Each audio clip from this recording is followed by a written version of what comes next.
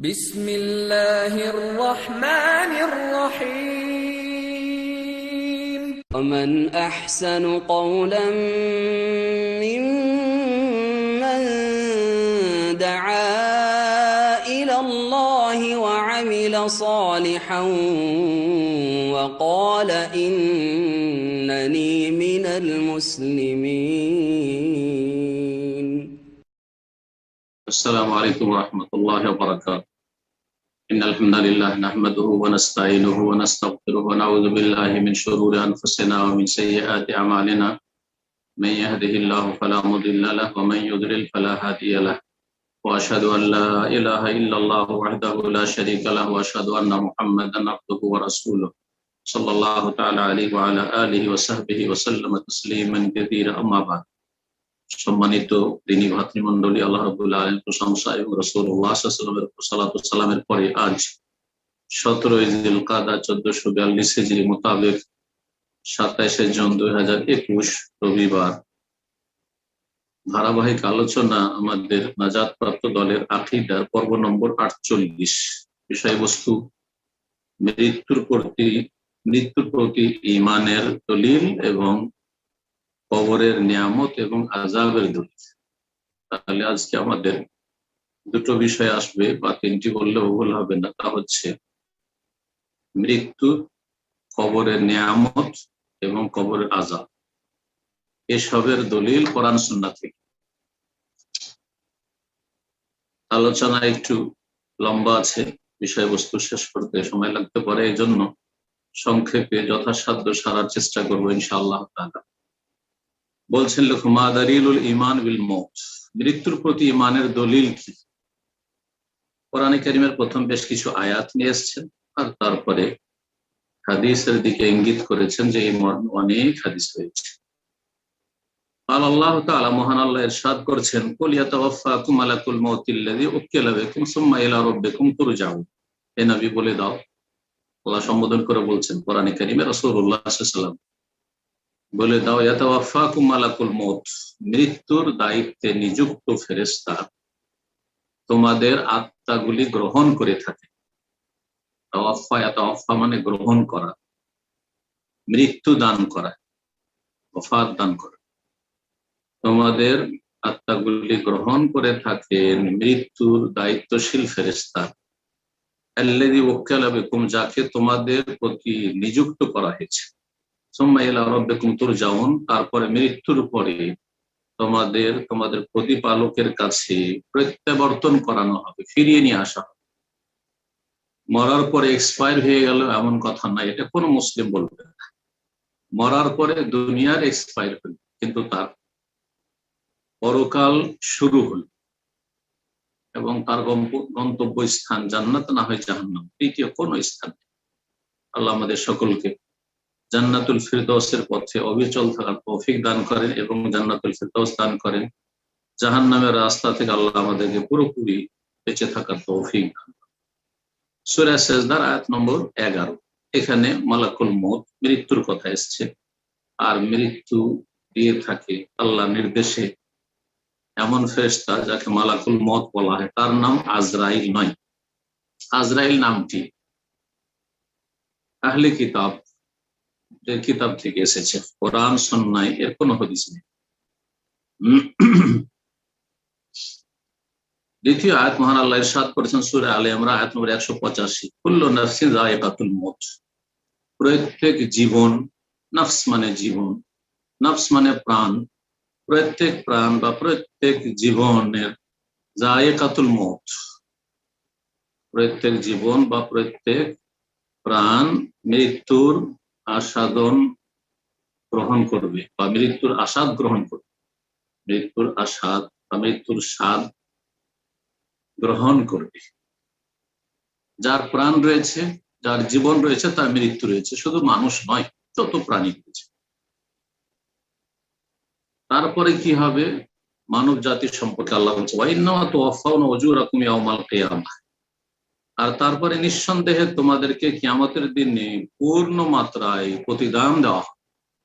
মরার পরে কিয়ামত হবে এমন একটা দিনে বিচার দিবস, সেখানে পূর্ণ মাত্রায় যে যেমন তাকে তেমন বদলা দেওয়া হবে। ভালোকে ভালো বদলা দেওয়া হবে তার ভালো অনুযায়ী, মন্দকে তার মন্দ অনুযায়ী, পাপ অনুযায়ী তার উচিত শাস্তি দেওয়া হবে। কুল্লু নাফসিন যায়কাতুল মউত, এতটুকু কোরআনে কারীমের 3টি আয়াত রয়েছে। এটি একটি আয়াত সূরা আলে ইমরান বললাম 185 নম্বর আয়াত, সূরা আম্বিয়ার আয়াত নম্বর 35, সূরা আনকাবুতের আয়াত নম্বর 57। এখানেও মৃত্যুর কথা রয়েছে। ওয়াকালা তাআলা লিনবী সাল্লাল্লাহু আলাইহি ওয়াসাল্লামকে সম্বোধন করে আল্লাহ বলছেন স্বয়ং নবী সম্পর্কে, ইন্নাকা মাইয়িত ওয়া ইন্নাহুম মাইয়িতুন, নিঃসন্দেহে হে নবী তুমি মরণশীল, তুমি মাইয়িত হবে, মারা যাবে। তো নবী সাল্লাল্লাহু আলাইহি ওয়াসাল্লাম মারা গেছেন, এই কথা বলা কোরআনের কথা, এই কথা বলা হচ্ছে রাসূলুল্লাহ সাল্লাল্লাহু আলাইহি ওয়াসাল্লাম সাহাবায়ে কেরামদের অসংখ্য হাদিসের কথা। সুতরাং ভারত বাংলাদেশে যেসব সুফিরা রয়েছে, এবং প্রায় সবগুলি সুফি ইল্লা মাশাআল্লাহ কোরআন সুন্নাহর অনুসারী আহলে হাদিস সালাফিরা ছাড়া, তারা সকলে নবী সাল্লাল্লাহু আলাইহি ওয়াসাল্লাম মারা গেছেন এই কথা বলাকে বেয়াদবি মনে, বরং নবী সাল্লাল্লাহু আলাইহি ওয়াসাল্লাম কি মারাই যাননি, বেঁচে আছেন, হায়াতুন নবী করে থাকে। তাদের জাহালাত, অজ্ঞতা আকীদা সম্পর্কে এবং কোরআন সুন্নাহর সঠিক জ্ঞান থেকে।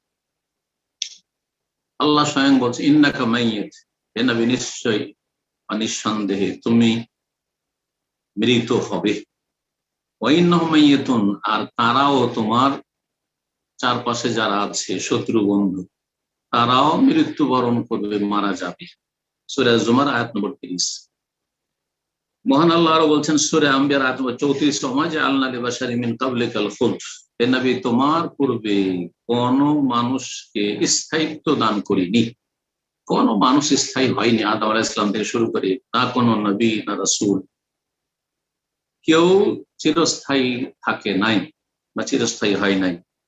আফাই মিথ্যা, সুতরাং তুমি যদি মারা যাও, এখানে বলা হয়েছে তুমি যদি মারা যাও, ফাহুমুল খালেদুন, তারা কি চিরকাল থাকবে, তোমার শত্রুরা না থাকবে। মহান আল্লাহ আরো বলছেন সূরা রহমান আয়াত নম্বর 26-27, কুল্লু মান আলাইহা ফান, ভূপৃষ্ঠে, আলাইহা মান আল আরদ, জমিনের ওপর যারাই বসবাস করছে, মান আলাইহা মানুষ জিন, ফান মানে ফানা হবে, ধ্বংসশীল। ওয়ায়াবকা ওয়াজহু রাব্বিক, তবে তোমার প্রতিপালকের চেহারা অবশিষ্ট থাকবে। এখানে চেহারা বলে আল্লাহ রাব্বুল আলামিন সত্তাকে উদ্দেশ্য করা হয়েছে, কিন্তু ওয়াজহুন মানে চেহারায় মুখমণ্ডল হয়, ওয়াজহুন মানে সত্তা হয়। আর আল্লাহর চেহারা নেই এ কথা বলা হচ্ছে গুমরাহি আশায়েরা মাতুরিদিয়া বা অন্যান্য গুমরাহদের, আহলে সুন্নাত ওয়াল জামাত যারা সত্যিকার তাওহীদুল আসমা সিফাতের ক্ষেত্রে তারা আল্লাহর এই সিফাতগুলি সবগুলি মানে যা কোরআন সুন্নাহয় প্রমাণিত। তোমার রবের চেহারা অবশিষ্ট থাকবে, চেহারা অবশিষ্ট থাকবে তো আল্লাহ থাকবেন, আল্লাহর সত্তা থাকবে। যুল জালাল ওয়াল ইকরাম, যিনি মহামহিয়ান মহাগরিয়ান। এখানেও সারা পৃথিবীর সবকিছু ধ্বংসশীল মানে মারা যাবে এই কথা বলা হয়েছে। সূরা কাসাস আয়াত নম্বর 88 আল্লাহ বলছেন কুল্লু শাইইন হালিকুন ইল্লা ওয়াজহা, প্রতিটি বস্তু ধ্বংসশীল, প্রতিটি বস্তু, মানুষ জিন, তারপরে যত জীব জন্তু রয়েছে, যত গাছপালা রয়েছে, যত কিছু রয়েছে, জড় পদার্থ যা কিছু পৃথিবীতে রয়েছে আল্লাহর সৃষ্টি, সেই এখানে আরো ব্যাপক করে বলা সবকিছুই ধ্বংসশীল। ইল্লা ওয়াজহা, একমাত্র আল্লাহ রাব্বুল আলামিনের চেহারা ছাড়া। আর চেহারা বলে আল্লাহর সত্তাকে উদ্দেশ্য করা হয়েছে, কিন্তু এখানে প্রমাণিত হয় এই দ্বিতীয় আয়াত যে আল্লাহ রাব্বুল আলামিনের চেহারা আছে। কার মতো? আল্লাহর মতো। আল্লাহর চেহারা আল্লাহর মতো। যেমন যদি আপনাকে জিজ্ঞাসা করে ভাই মানুষের চেহারা কেমন, তো কি বলবেন? মানুষের চেহারা মানুষের মতো। রবের চেহারা রবের মতো যেমন উপযোগী হয়। মহান আল্লাহ আরো বলছেন সূরা ফুরকান আয়াত নম্বর 58, ওয়া তাওয়াক্কাল আলাল হাইয়্যিল্লাযী লা ইয়ামুত, হে নবী, হে মুসলিম, তুমি আস্থা ভরসা করো সেই চিরঞ্জীবের উপর। আল হাই, চিরঞ্জীব একমাত্র আল্লাহ। যদি বলেন নবীও বেঁচে আছেন, হায়াতুন নবী, তাহলে আল্লাহর সাথে আল হাই, এই হায়াত যে আল্লাহর স্থায়ী, এতে আপনি শরীক করে ফেলেন রাসূলুল্লাহ সাল্লাল্লাহু আলাইহি ওয়াসাল্লাম। সুতরাং হায়াতুন নবী বলাটা এত সহজ কথা নয়, এটা শিরকি আকীদা, শিরকি কথা। ওয়া তাওয়াক্কাল, তুমি আস্থা ভরসা করো আলাল হাই, সেই চিরঞ্জীব সত্তার উপর, আল্লাযী লা ইয়ামুত, যিনি মারা যাবেন না, যিনি মৃত্যুবরণ করেন। লা ইয়ামুত, আল্লাহর শুধু মত নেই, বাকি সবকিছুর মত রয়েছে। ওয়াগাইরা যালিকা মিনাল আয়াত, এছাড়াও অনেক আয়াত রয়েছে মত সম্পর্কে। ওয়াফিহি মিনাল আহাদিস মা লা ইউহসা, আর এ সম্পর্কে এত হাদিস রয়েছে অগণিত, যা অগণিত। অসংখ্য হাদিস রয়েছে মৃত্যু সম্পর্কে। আর আমরা মুশাহাদ, আর মৃত্যুর বিষয়টি স্বচক্ষে দেখতে পাচ্ছেন। মানুষ সবাই প্রত্যক্ষ করেছে যে লোক আমাদের সামনে পৃথিবীতে ভূমিষ্ঠ হচ্ছে, আবার মারা যাচ্ছে, কেউ আসছে, কেউ যাচ্ছে। লা ইয়াজহালু আহাদ, কেউ এ বিষয়ে অজ্ঞ নয় যে মৃত্যু চিরসত্য। ওয়ালাইসা ফিহা শাক্কুন ওয়ালা তারাদ্দুদ, এতে কোনো সন্দেহ নেই আর কোনো দ্বিধাদ্বন্দ্ব নেই। ওয়ালাকিন ইনাদুন ওয়াস্তিকবার, তবে যারা মৃত্যুর পরের জগতের জন্য কোনো কিছুই করে না, কোনো ব্যালেন্স নেই তাদের, মরণের পরের জন্য যে ব্যালেন্স করতে হবে, পাথেয় নিতে হবে, সম্বল গ্রহণ করতে হবে, তার কোনো কর্মতৎপরতা নেই, কোনো কর্মসূচি নেই। কেন? হঠকারিতা এবং অহংকার, আল্লাহর বিধানের সামনে অহংকার। এসব কথা বিশ্বাস করি না, সব মানি না। ওয়ালা ইয়ামালু আলা মুজিবি ঈমানিহি বিহি ওয়া বিমা বা'দাহু ইল্লা ইবাদাল্লাহিল মুখলিসুন, ইল্লা ইবাদুল্লাহিল মুখলিসুন।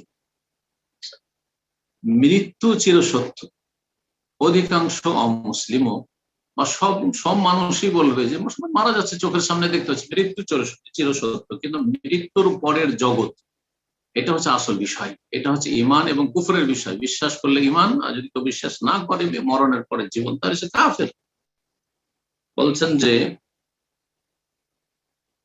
যে মরণের পরে বা মরণের যে ওয়ালা ইয়ামালু আলা মুজিবি ঈমানি, মরণের প্রতি যে ঈমান রয়েছে, এই ঈমানের যে দাবি, এই দাবির প্রতি এবং এই মরণের পরে যা কিছু ঘটবে এর জন্য প্রস্তুতি নেওয়া একমাত্র আল্লাহর নিষ্ঠাবান, নিখুঁত, নির্ভেজাল, খালেস বান্দারাই করে থাকে। বাকিরা খায়, জন্মসূত্রে মুসলিম অনেকেই আছেন, বরং অসংখ্য আছে যাদের কোনো কর্মসূচি নেই মৃত্যুর পরের জগতের জন্য। সমস্ত তৎপরতা শুধু বেঁচে থাকবো, খাবো দাবো, দুনিয়ার ভোগ বিলাস, বাস।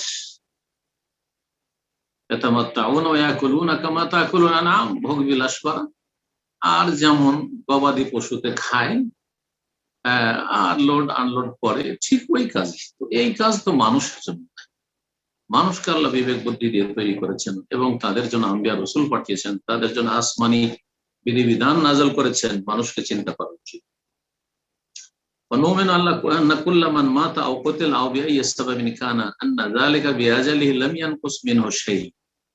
কোন মানুষ যদি স্বাভাবিক ভাবে মারা যায়, অথবা কোনো বিশেষ কারণে মারা গেল হঠাৎ করে, অথবা তাকে হত্যা করে দেওয়া হলো, দুর্ঘটনার শিকার হলো আর মারা গেল, তো অনেকে ধারণা করেন যে এই দুর্ঘটনা না হলে অথবা তাকে হত্যা না করা হইলে মরতো না। না, তার সময় হয়ে গেছে, এটি তার নির্দিষ্ট সময়ে কোনো পরিবর্তন ঘটে নাই। বলছেন আমরা বিশ্বাস করি আন্না কুল্লা মান মাতা, কেউ যদি মারা যায় স্বাভাবিকভাবে, আও কোতেলা, অথবা হত্যা করা হয় কাউকে, আও বিসাবাবিন কানা, অথবা যে কোনো কারণে মারা যাক না কেন, আন্না যালিকা বিআজালিহি, এটি হচ্ছে তার সময়সীমা, এটি হচ্ছে তার নির্ধারিত সময় শেষ হয়ে গেছে। দুনিয়া লাম ইয়ানকুস মিনহু শাই, তার আয়ু থেকে সামান্যতম কিছু ঘাটতি হয়নি, কোনো কিছু কমে যায়নি, এটাই তার ভাগ্যে ছিল। মহান আল্লাহ বলছেন কুল্লু ইয়াজরি লিআজালি মুসাম্মা, প্রতিটি বস্তু চলমান রয়েছে লিআজালিল মুসাম্মা, নির্দিষ্ট কালের জন্য। নির্দিষ্ট কাল যেখানে নির্ধারিত রয়েছে মৃত্যু, সেদিকে চলমান রয়েছে, চলতে আছে, ওখানে পৌঁছবে। সময়ের দিক থেকে, স্থানের দিক থেকে, যেখানে যার মত রয়েছে, যে সময় যার মত রয়েছে, যেই ভাবে যার মত রয়েছে, ওই দিকে কিন্তু প্রত্যেকে চলমান। সূরা রাদ আয়াত নম্বর 2। মহান আল্লাহ আরো বলছেন ফাইযা জা আজালুহুম, যখন তাদের সময় চলে আসবে, মানে মৃত্যুর সময়, লা ইস্তাখিরুনা সাআতান ওয়া লা ইস্তাকদিমুন, এক মুহূর্তের জন্য বিলম্ব হবে না আর একটু আগেও হয়ে যাবে। সময় যা নির্ধারিত রয়েছে সেই সময়ে মৃত্যু আসবে। আগে পরে মোটেই হবে। এখন আলোচনা যে দ্বিতীয় বা তৃতীয় বিষয়টি, সেটা হচ্ছে কবরের ফিতনা, পরীক্ষা, কবরের নিয়ামত এবং কবরের আযাব। তাহলে এখানে আমরা তিনটি জিনিস বলতে পারি কবরের সাথে সংশ্লিষ্ট। কবরের জীবন যে মানুষের, একটা হচ্ছে কবরের পরীক্ষা মানে জিজ্ঞাসাবাদ, আর একটি হচ্ছে কবরের নেক মানুষদের জন্য আল্লাহ নিয়ামত রেখেছে, তাদের জন্য ভোগ বিলাসের সামগ্রী রেখেছেন, এবং তৃতীয় হচ্ছে আল্লাহর আযাব অসৎ লোকদের জন্য, পাপিষ্ঠদের জন্য, কাফের মুশরিক অবাধ্যদের জন্য। মহান আল্লাহ ইরশাদ করছেন এই মর্মে, কাল্লা ইন্নাহা কালিমাতুন হুয়া কায়িলুহা, কোশ্চিন কালেও নয়, তোমাদের ধারণা ভুল। মানুষ মরণের পরে আর ফিরে আসতে পারবে না, যতই দরখাস্ত করুক না কেন। রব্বের যেমন তার আগে রয়েছে যারা পাপিষ্ঠ, তারা দরখাস্ত, আল্লাহ একবার ফিরিয়ে দাও, সুযোগ দাও।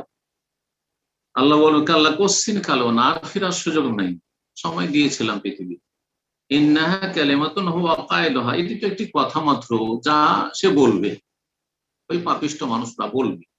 অমিন ওয়া রাহিম বারযাখুন, মানুষের মৃত্যুর পরে তাদের পেছনে একটি প্রাচীর রয়েছে, আর রয়েছে ইলা ইয়াউমি ইউবআসুন, পুনরুত্থান দিবস পর্যন্ত, যেই দিন তাদের উঠানো হবে সেই দিন পর্যন্ত কোন মানুষ মারা যাওয়ার পরে ফিরে আসবে না। সুতরাং কিসসা কাহিনী যে রয়েছে বেদাতি সুফিদের কিতাবাদিতে বা তাদের ওয়াজে, যে অমুক আল্লাহ বলি একবারে জীবিত ফিরে চলে এসেছেন, এগুলি শয়তানের খেলা। জিন শয়তান যে কারিন থাকে মানুষের সাথে, মানুষ যখন মারা যায় ওই জিন শয়তান কিন্তু তার কথাবার্তা, চাল চলন, রূপ চেহারা সবকিছু সারা জীবন থেকেছে তার সাথে। ওই জিন মারা যায় না, হয়তো থাকে, জরুরি নয় যে সে জিনও তার সাথে মারা যাবে। এই জিন তার রূপ চেহারা ধরে তার মতো কথা বলতে পারে, তার মতো চলাফেরা করতে পারে, চলে আসে অনেক সময় মানুষকে গুমরাহ করার জন্য। আর মানুষ মনে করে যে এটি অমুক আল্লাহর ওলির কেরামত, মারা যাওয়ার পরে চলে এসে ঝগড়া মেটাতে। যেমন দেওবন্দে ঝগড়া লেগেছিল, ঝগড়া মেটাতে দেওবন্দীদের রাখি দেয়, ঠিক তবলিগীদের রাখি দেয়। কষ্ট লাগবে, কিন্তু মানুষকে সতর্ক করা খুব জরুরি। সুতরাং কষ্ট লাগলো, তিতা লাগলো, অনেক সময় ওষুধ খাওয়া খুব জরুরি। যে তাদের ঝগড়া মেটাবার জন্য তাদের একজন বড় সুফি শেখ হুজুর মৌলানা চলে এসছেন। আসার পরে বলছে, আমি জানি যে তোমরা আপোষে ঝগড়া বিবাদ করছো, আলেম ওলামা, খবরদার ঝগড়া বিবাদ করবে না। আল্লাহ রাব্বুল আলামিন হেফাজত করেন। কিতাব আমার কাছে মওজুদ রয়েছে, আরওয়াহে সালাসা আশরাফ আলী থানভীর, তাতে এইসব কথা রয়েছে। তো কবরের পরীক্ষা, নিয়ামত এবং আযাবের দলিল কোরআনে কারীম থেকে প্রথম, তারপর রাসূলুল্লাহ সাল্লাল্লাহু আলাইহি ওয়াসাল্লামের সুন্নাহ থেকে। বলছেন দলিল কোরআনে কারীম থেকে, قال আল্লাহ তাআলা, মহান আল্লাহ বলেন, কাল্লা ইন্নাহা কালিমাতুন হুয়া কায়িলুহা ওয়া মিন ওয়ারাইহিম বারযাখুন ইলা ইয়াউমি ইউবআসুন। একটি দলিল সূরা মুমিন আয়াত নম্বর 100। এই আয়াত কি প্রমাণ করলো? যে মানুষ মারা যাবে, আর মারা যাওয়ার পরে ফিরে আসবে না, কবরে যাবে। আর কবরে গেলে যে বারজাখী জীবন, এখানে একটা প্রাচীর তৈরি হয়ে যায়, আর কোনোদিন ফিরে আসতে পারবে না। সেখান থেকে পুনরুত্থান হবে, ওঠানো হবে কিয়ামতের দিন। আল্লাহ তাআলা, মহান আল্লাহ আরো বলেছেন, ওয়াহাকা বিআলি ফিরআউনা সুউল আযাব, ফিরআউনের বংশধরকে সেই জঘন্য আযাব, মন্দ শাস্তি ঘিরে ফেলেছে।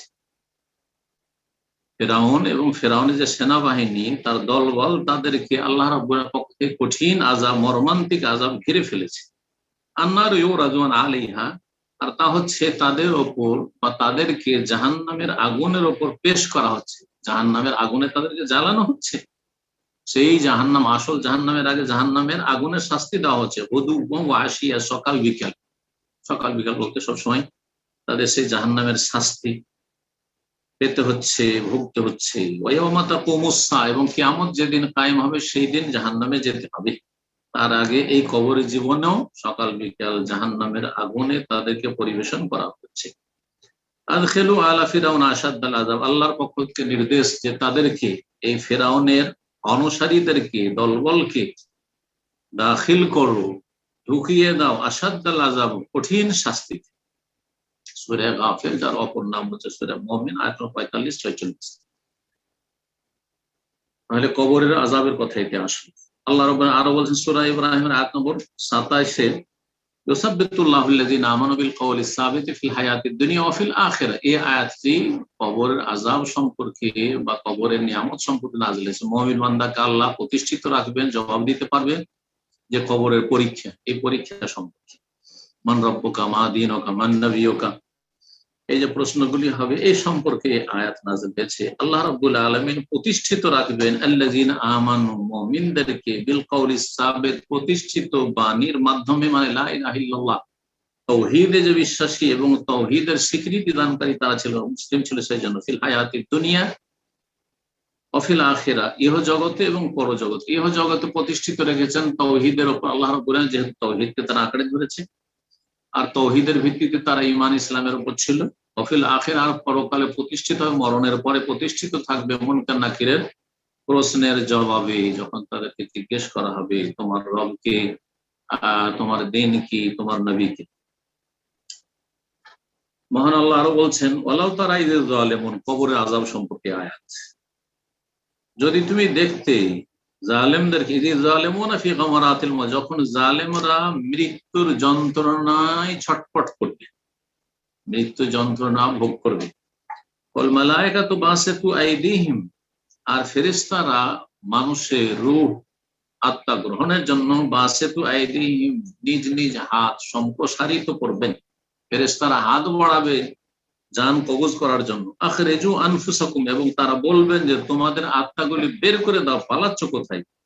আল-ইয়াওমা তুজজাউনা আযাবাল হুন, এই পাপিষ্ঠরা আজকে তোমাদেরকে লাঞ্ছনা কর শাস্তি দিয়ে তোমাদেরকে প্রতিদান দেওয়া হবে, আজকে তোমাদেরকে লাঞ্ছনা কর শাস্তি দেওয়া হবে। সূরা আনআম আয়াত নম্বর 93। এইভাবে আল্লাহ রাব্বুল সূরা তাওবার আয়াত নম্বর 101 বলছে সানুআযযিবুহুম মাররাতাইন, শীঘ্রই আমি তাদেরকে শাস্তি দেব দ্বিগুণ। মুনাফিকদের সম্পর্কে আল্লাহ বলছেন সুম্মা ইউরাদ্দুনা ইলা আযাবিন আযীম, অতঃপর তাদেরকে ফেরানো হবে মহাশাস্তির দিকে।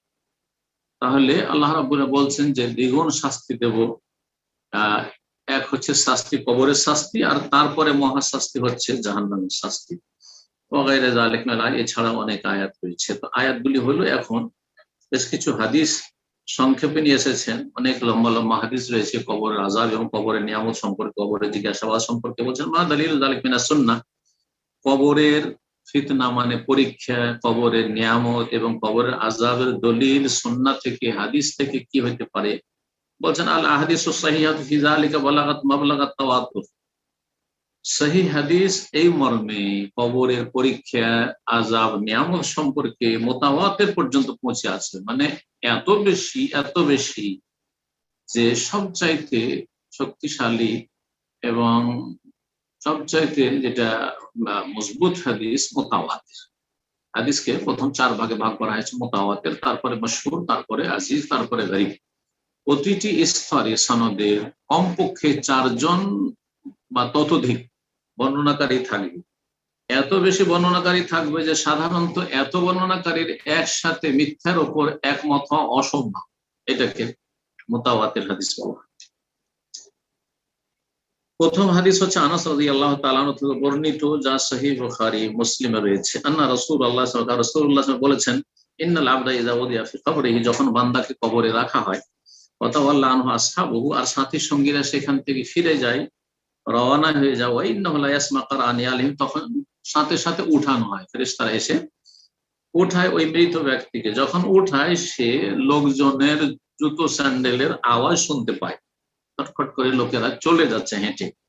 আতাহুমা লাকানি, সেই সময় 2 জন ফেরেশতা আসে, অন্য রিওয়ায়াতে রয়েছে তাদের নাম মুনকার নাকির, সুনানের হাদিসে রয়েছে, সহিহ বুখারী মুসলিমে তাদের নাম নেই। ফায়ুখয়াদানিহি, আর 2 জন ফেরেশতা তাকে বসায়। ফায়াকুলান, জিজ্ঞেস করে মা কুনতা তাকুলু ফি হাযার রাজুল, এ মুহাম্মদ সাল্লাল্লাহু আলাইহি ওয়াসাল্লাম, তুমি এই ব্যক্তি সম্পর্কে কি বলতে। এখানে প্রথম নবী সাল্লাল্লাহু আলাইহি ওয়াসাল্লাম জিজ্ঞাসা, কিন্তু অন্য হাদিসে রয়েছে প্রথম জিজ্ঞাসা করা হবে রব সম্পর্কে, তারপরে জিজ্ঞাসা করা হবে দিন সম্পর্কে, তারপর জিজ্ঞাসা করা মা হাযার রাজুল আল্লাযী বুইসা ফীকুম, আগে পরে করে বর্ণনা করে। ফাআম্মাল মুমিন বলবে ফায়াকুল আশহাদু আন্নাহু আবদুল্লাহ ওয়া রাসূলুহু, আমি সাক্ষ্য প্রদান করছি যে তিনি আল্লাহর বান্দা, আল্লাহর পক্ষ থেকে আল্লাহর বান্দা এবং তার রাসূল। ফায়ুকাউল, তখন তাকে বলা হবে, এখানে সংক্ষেপ করে শুধু একটি প্রশ্নের কথা বলা হয়েছে, অনুযুর এলা মাকাদিক মিনান নার, দেখো তোমার জায়গা এই যে জাহান্নামে ছিল, কিন্তু তুমি যেহেতু ঈমান এবং নেক আমল নিয়ে এসেছো, আল্লাহ রাব্বুল তার বিনিময়ে তোমার জায়গা পরিবর্তন করে জান্নাতে স্থান দিয়েছেন। আল্লাহ রাব্বুল আলামিন তোমাকে জান্নাতে এর বিনিময় স্থান দান করেছে। ফায়ারাহুমা জামিয়ান, দুটো জায়গায় দেখবে।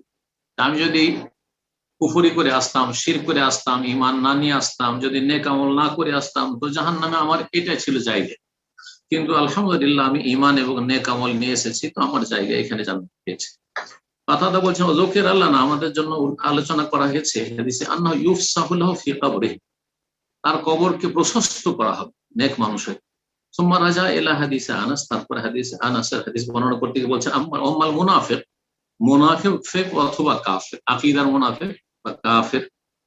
আর কাফের মুনাফিকদের পথের পথিক যারা মুসলিম সমাজের, একেবারে আখিরাতের জন্য কোনো প্রস্তুতি নিল না, কত ভাগা। ফায়ুকালু লাহু, তাকে বলা হবে মা কুনতা তাকুলু ফি হাযার রাজুল, এই ব্যক্তি সম্পর্কে কি বলতে, মানে রাসূলুল্লাহ সাল্লাল্লাহু আলাইহি ওয়াসাল্লাম দিকে ইঙ্গিত করবে। এখানে নবী সাল্লাল্লাহু আলাইহি ওয়াসাল্লামের ছবি দেখানো হবে না, নবী সাল্লাল্লাহু আলাইহি ওয়াসাল্লামকে সেখানে হাজির করা হবে না, এগুলো বিদআতীদের কথা। কিন্তু নবী সাল্লাল্লাহু আলাইহি ওয়াসাল্লামের ছবি দেখে মুনকার নাকির জিজ্ঞেস করবে, বা নবী সাল্লাল্লাহু আলাইহি ওয়াসাল্লামকে হাজির হয়ে যাবেন, যেমন বেরেলভীরা বলে থাকে, এসব ভুয়া কথা। কোন প্রসিদ্ধ ব্যক্তি সম্পর্কে হাজা দিয়ে ইশারা করা হয় অথচ তিনি সেখানে নেই। যেমন কোন রাষ্ট্রনেতা সম্পর্কে বলছেন যে যদি তিনি ভালো হন, বলছে এই লোকের জন্য দেশে অনেক উন্নতি হয়েছে, লোকেরা সবাই বলছে যে এই লোক মানে কি। তাহলে একটা রাষ্ট্রের শক্তি ধর সম্পর্কে মানুষ এই লোক বলছে, বাড়িতে বসে 5000 কিলোমিটার দূরে হয়তো আছে, তার সম্পর্কে বুঝতে পারছে। বা ধরেন আন্তর্জাতিক কোন ওইরকম নেতা, এই লোকটা এই সব ঝামেলা করলো, লোকেরা বুঝছে যে কে সে, এই লোকটা এই রকমের অবস্থা তৈরি করলো। তো রাসূলুল্লাহ সাল্লাল্লাহু আলাইহি ওয়াসাল্লাম সম্পর্কে কেন হাজা দিয়ে বোঝানো যাবে? অবশ্যই। তো নবী সাল্লাল্লাহু আলাইহি ওয়াসাল্লাম সম্পর্কে এইভাবে জিজ্ঞাসা করা হবে, মা হাযার রাজুল আল্লাযী বুইসা ফীকুম, বা মা কুনতা তাকুলু ফি হাযার রাজুল। যদি নয় হাজা মানে ইসমে ইশারা করিব, আরবি গ্রামার যে কাছের জন্য হয়, সুতরাং নবী সাল্লাল্লাহু আলাইহি ওয়াসাল্লাম সেখানে হাজির নাজির হয়ে যাবেন। এগুলি হচ্ছে গুমরাহি, এক শ্রেণীর বেদাতপন্থী সুফি। ফায়াকুলু, মুনাফিক বা কাফের বলে লা আদরি, আমি জানতাম না। কিন্তু আকুলু কামায় মা ইয়াকুলুন নাস, লোকেরা যেমন বলতো আমি তাই বলতাম, দেখা দেখি। মুনাফিক এরকম বলবে, মুনাফিক কারণ সে বলেছে, মুসলিমেরা বলেছে কবরের আযাব, নিয়ামত, জান্নাত, জাহান্নাম, ও মুনাফিকও বলেছে, মুখে শুধু বলেছে, অন্তর বিশ্বাস ছিল না। ফায়ুকালু, তখন বললা দাঁড়াইতে ওয়ালা তালাইতা, তুমি জানতেও না আর তুমি কোনো পড়াশোনাও করোনি, কোনো চর্চা করোনি ইসলাম। ওয়ায়ুদরাউ বিমাতারিক মিন হাদীদ দারওয়াহ, লোহার হাতুড়ি দিয়ে তাকে এমন এক মার দেওয়া হবে, ফায়াসিহু সাইহা, আর এমন চিৎকার করবে, বিকট চিৎকার, ইয়াসমাহু মান ইয়ালিহি, তার চারপাশে সমস্ত কিছু শুনতে পাবে, গায়রা সাকালাইন, একমাত্র জিন এবং মানুষ ছাড়া। এই হাদিস মুত্তাফাক আলাইহি, বুখারী মুসলিমের হাদিস। দ্বিতীয় হাদিস কবরের নিয়ামত, আযাব এবং পরীক্ষা সম্পর্কে আব্দুল্লাহ বিন উমর রাদিয়াল্লাহু তাআলা আনহু থেকে বর্ণিত। রাসূলুল্লাহ বলেন, ইন্না আহাদাকুম ইযা মাতা, তোমাদের কেউ যখন মারা যায়, ওরিদা আলাইহি মাকআদুহু বিল গাদাতি ওয়াল আশি, তখন তার স্থান পেশ করা হয় সকাল সন্ধ্যায়। ইন কানা মিন আহলি জান্নাহ, সে যদি জান্নাতি হয়, ফামিন আহলি জান্নাত, তাহলে জান্নাতি, জান্নাত দেখানো হয়, এই জায়গাটা কিন্তু তোমার, কিন্তু এখন যেতে পারবেন। ওয়া ইন কানা মিন আহলিন নার, আর যদি জাহান্নামী হয়, ফামিন আহলিন নার, তাহলে সে জাহান্নামী, জাহান্নামের স্থান দেখা যায়, এই যে অপেক্ষা করো, তোমার শাস্তি এই জাহান্নামে হবে। ফায়ুকালু, তারপরে বল, হাযা মাকআদুকা, এই হচ্ছে তোমার স্থান, হাত্তা ইয়াবাসাকাল্লাহু ইয়াওমাল কিয়ামাহ, যেই দিন তোমাকে কিয়ামতের দিন আল্লাহ উঠাবেন, সেই দিন পর্যন্ত এই কবরে থাকো, আর কবরে আযাব, শাস্তি পেতে থাকো, অথবা নিয়ামত ভোগ করতে থাকো, ভালো মানুষকে বলা হবে, আর তারপরে এই হচ্ছে তোমাদের জায়গা। এই হাদিস সহিহ বুখারীতে রয়েছে, সহিহ মুসলিমে রয়েছে, আর সুনানে নাসাইতে রয়েছে, মুওয়াত্তা মালিক করেছে। ওয়া হাদিসুল কবরাইন, আর ওই দুইটি কবরের ঘটনা, নবী সাল্লাল্লাহু দুইটি কবরের পাশ দিয়ে যাচ্ছিলেন মদিনার ঘটনা, আর হঠাৎ করে ওহীর মাধ্যমে জানতে পারলেন যে এই দুটো কবরে আযাব হচ্ছে, আর বলে ইন্নাহু লা ইউআযাবান ওয়া মা ইউআযাবানি ফি কাবীর, এই দুটো লোককে আযাব হচ্ছে, কিন্তু এমন কোনো বড় বিষয় ছিল না, মানে সহজ ছিল বাঁচাটা, কবিরা গুনাহ ছিল, কিন্তু বেঁচে থাকলে খুব সহজ ছিল। এই হাদিসও সহিহ বুখারী মুসলিমে রয়েছে, প্রসিদ্ধ হাদিস, আর অন্যান্য হাদিসের কিতাবও রয়েছে। সে হাদিস কি রয়েছে, খারাজান নবী সাল্লাল্লাহু আলাইহি ওয়াসাল্লাম। আরেকটি হাদিস রয়েছে, ওয়া হাদিস আবি আইয়ুব, হাদিসগুলো এখানে সংক্ষেপ করে দেওয়া হয়েছে, কারণ সবগুলি হাদিস বর্ণনা করে অনেক সময়ের প্রয়োজন রয়েছে। আর একটি হাদিস কবরের নিয়ামত আযাব সম্পর্কে আবু আইয়ুব আনসারী রাদিয়াল্লাহু তাআলা আনহু থেকে বর্ণিত হাদিস। তিনি বলছেন, খারাজান নবী সাল্লাল্লাহু আলাইহি ওয়াসাল্লাম, একদিন নবী বেরোলেন, ওয়াকাদ ওয়াজাবাতিশ শামস, সেই সময় সূর্য ডুবে গেছে। ফাসামিয়া সাওতান, হঠাৎ করে একটি আওয়াজ শুনলেন। ফাকালা, আর বললেন, ইয়াহুদুন তুআযাউ ফি কুবুরিহা, ইহুদিদেরকে কবরে আযাব হচ্ছে। মদিনা ইহুদিরা বসবাস করতো, ইহুদিদের কবরে আযাব হচ্ছে, সে আযাবে আওয়াজ শুনতে পেলাম। রাসূলুল্লাহ সাল্লাল্লাহু আলাইহি ওয়াসাল্লাম আল্লাহ শুনিয়েছেন কখনো কখনো। এই হাদিস আবু আইয়ুব আনসারী এবং বুখারী মুসলিমের মুত্তাফাক আলাইহি হাদিস, বুখারীতে রয়েছে, সহিহ মুসলিমে রয়েছে, এরকম সুনান নাসাই, মুসনাদ আহমদে রয়েছে। আর তারপরে আসমা রাদিয়াল্লাহু তাআলা আনহা, নবী সাল্লাল্লাহু আলাইহি ওয়াসাল্লামের যে সবচাইতে বড় সঙ্গী আবু বকর সিদ্দিক রাদিয়াল্লাহু, তার বড় মেয়ে আসমা বিনত আবু বকর সিদ্দিক যাতুন নিতাকাইন, তিনি বর্ণনা করেছেন, কামা রাসূল খাতিবান, একদিন রাসূলুল্লাহ সাল্লাল্লাহু আলাইহি ওয়াসাল্লাম খুতবায় দাঁড়ালেন। ফাযাকারা ফিতনাতাল কবর, তারপর কবর পরীক্ষার কথা আলোচনা করলেন। আল্লাতী ইফতাতানু ফিহাল মারউ, যেখানে মানুষের পরীক্ষা হবে, জিজ্ঞাসাবাদ, সেটি হচ্ছে মহাপরীক্ষা। তার জন্য প্রস্তুতি নেওয়া হচ্ছে জ্ঞানী লোকের পরিচয়। ফালাম্মা যাকারা যালিকা, যখন এই কবরের পরীক্ষা এবং কবরের নিয়ামত আযাবের কথা উল্লেখ করলেন, দাজ্জাজ মুসলিমুনা দাজ্জাতান, মুসলমানরা সবাই কান্নায় ভেঙে পড়ল। কবরের আযাবের ভয়ে সাহাবায়ে কেরামগণ কান্নায় ভেঙে পড়লেন। আল্লাহু আকবার। কবর হচ্ছে প্রথম মঞ্জিল। আল্লাহ যেন কবর আযাব থেকে আমাদের হেফাজত করেন, কবরের প্রশ্ন উত্তর যেন আমাদের সকলের জন্য সহজ করেন। এই হাদিস সহিহ বুখারীতে রয়েছে এবং সুনানে নাসাইতে রয়েছে। আয়েশা রাদিয়াল্লাহু তাআলা আনহা বলছেন যে, মা রাআইতু রাসূলুল্লাহ সাল্লাল্লাহু আলাইহি ওয়াসাল্লাম, যখন জানতে পারলেন ওহীর মাধ্যমে যে কবরে আযাব হয়, কবরের নিয়ামত, কবরের জীবনের কথা জানতে পেরেছিলেন, তখন রাসূল সাল্লাল্লাহু আলাইহি ওয়াসাল্লাম তারপর থেকে সব সময় যে কোনো সালাতে কবরের আযাব থেকে আশ্রয় কামনা করতেন। যে চারটি বিষয় থেকে আশ্রয় কামনার দোয়া রয়েছে আত্তাহিয়াতের পরে এবং সালাতে ইব্রাহিমের পরে। মা রাআইতু রাসূলুল্লাহ সাল্লাল্লাহু আলাইহি ওয়াসাল্লাম বাদু, তারপরে আমি যখনই দেখেছি রাসূলুল্লাহ সাল্লাল্লাহু আলাইহি ওয়াসাল্লামকে সাল্লাল্লাহু সালাতান, কোন সালাত পড়েছেন, ফরজ হোক আর নফল হোক, সুন্নাত হোক, ইল্লা তাআওয়াযা মিন আযাবিল কবর, কবর আযাব থেকে আশ্রয় কামনা করতেন। এই হাদিস রয়েছে সহিহ বুখারী এবং সহিহ মুসলিম, মুত্তাফাক আলাইহি হাদিস, এবং সুনানে নাসাইতে রয়েছে। প্রায় সব হাদিসগুলো সহিহ বুখারীতে রয়েছে এবং কিছু কিছু হাদিস, অধিকাংশ হাদিস সহিহ মুসলিমে রয়েছে। ওয়া কিসাতিল কুসুফ, সূর্যগ্রহণের যে ঘটনা রয়েছে রাসূলুল্লাহ আমলে, সেখানেও কবরের আযাবের কথা রয়েছে। সেই হাদিস সহিহ বুখারী, মুসলিম, নাসাই এবং মুওয়াত্তা মালিক, দারমিতে রয়েছে। আয়েশা রাদিয়াল্লাহু আনহা থেকে বর্ণিত। ওয়া আমারাহুম সাল্লাল্লাহু আলাইহি ওয়াসাল্লাম, রাসূলুল্লাহ তাদেরকে নির্দেশ দিয়েছেন, আইয়াতাআওয়াযু মিন আযাবিল কবর, তোমার কবর আযাব থেকে আশ্রয় কামনা করো। তাআওয়াযু মিন আযাবিল কবরি ওয়া কুল্লু হাযিহিল আহাদিস ফিস সহিহ, এই সমস্ত হাদিসগুলি সহিহ বুখারীতে রয়েছে সবগুলি, আর অধিকাংশ হাদিসগুলি সহিহ বুখারীর সাথে সহিহ মুসলিমও রয়েছে। যেমন ভাষ্যকার বলে, ওয়াকাদ সুকনা মিনহা নাহওয়া 60 হাদিসান মিন তুরুকিন সাবিতা আন জামাআতিন মিনাস সাহাবা। বলছেন লেখক শেখ হাফেজ হাকামি রাহমাতুল্লাহি আলাইহি যে কাছাকাছি 60টি হাদিস আমি বর্ণনা করেছি বিশুদ্ধ সূত্রে একদল সাহাবায়ে কেরাম থেকে কবরের নিয়ামত, আযাব এবং পরীক্ষা সম্পর্কে। যে হাদিসগুলি মারফু বর্ণনা করেছেন সাহাবায়ে কেরামগণ, আমার যে কিতাব রয়েছে বিস্তারিত আর আকীদার সুল্লাম নামক, তাতে, এবং তারপরে আরেকটি কিতাবে তিনি তা বর্ণনা করেছেন, তা এর চাইতে বিস্তারিত কিতাব, সেটি হচ্ছে মারিজুল কবুল, খুব প্রসিদ্ধ কিতাব লেখকের রাহমাতুল্লাহি আলাইহি। এখানে আজকের আলোচনা শেষ করছি। ওয়া সাল্লাল্লাহু সাল্লাম আলা নবিয়িনা মুহাম্মদ ওয়া আলা আলিহি ওয়া সাহবিহি আজমাইন। জাযাকাল্লাহু খাইরান। সম্মানিত দ্বীনী ভাই বোনেরা, ইনশাআল্লাহ এখনই আমাদের প্রশ্নোত্তর পর্ব শুরু হবে।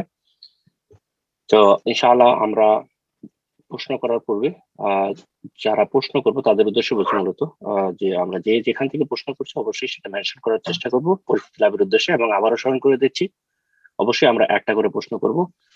জাযাকাল্লাহু খাইরান। তো ইনশাআল্লাহ শুরুতেই প্রশ্ন করবেন মিসবাহ খন্দকার, আপনি প্রশ্ন করবেন। আপনি প্রশ্ন করুন।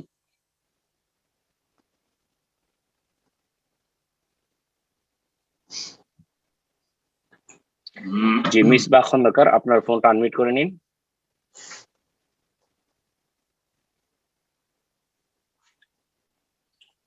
নতুন মানুষ হয়তো খুলতে পারছেন না।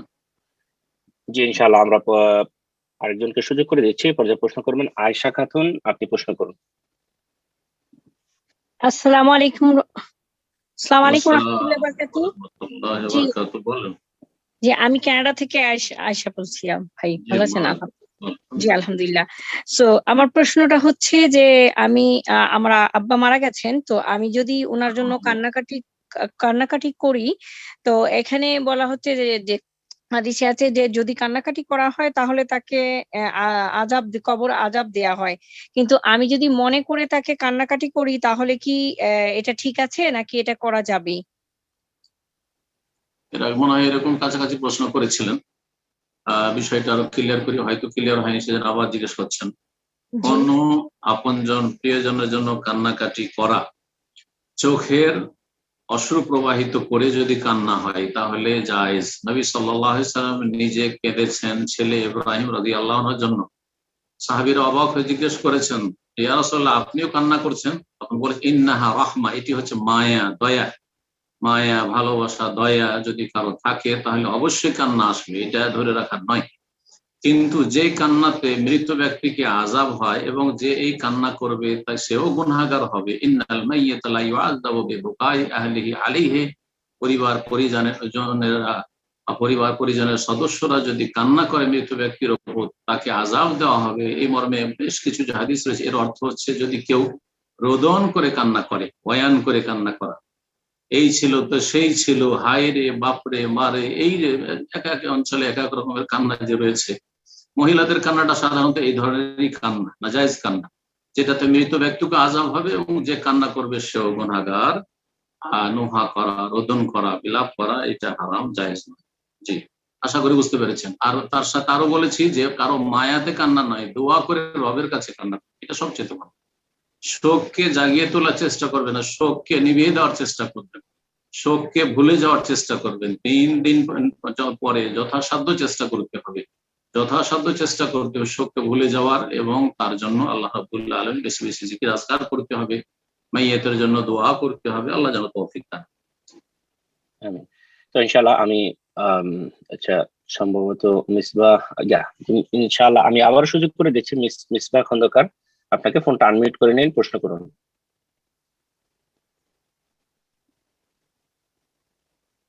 জি, যারা আমরা প্রশ্ন করব, হয়তো নতুন ব্রাদার সিস্টার লাইনে আছেন, আপনাদের নাম যখন মেনশন করা হবে আপনাদের ফোনে অথবা কম্পিউটার স্ক্রিনে আপনারা ফলো আপ করবেন। আপনাকে ফোনটাকে আনমিউট করতে বলা হচ্ছে, আপনি ফোনটাকে আনমিউট করে নিন। মিসবাহ খন্দকার, আপনি প্রশ্ন করুন।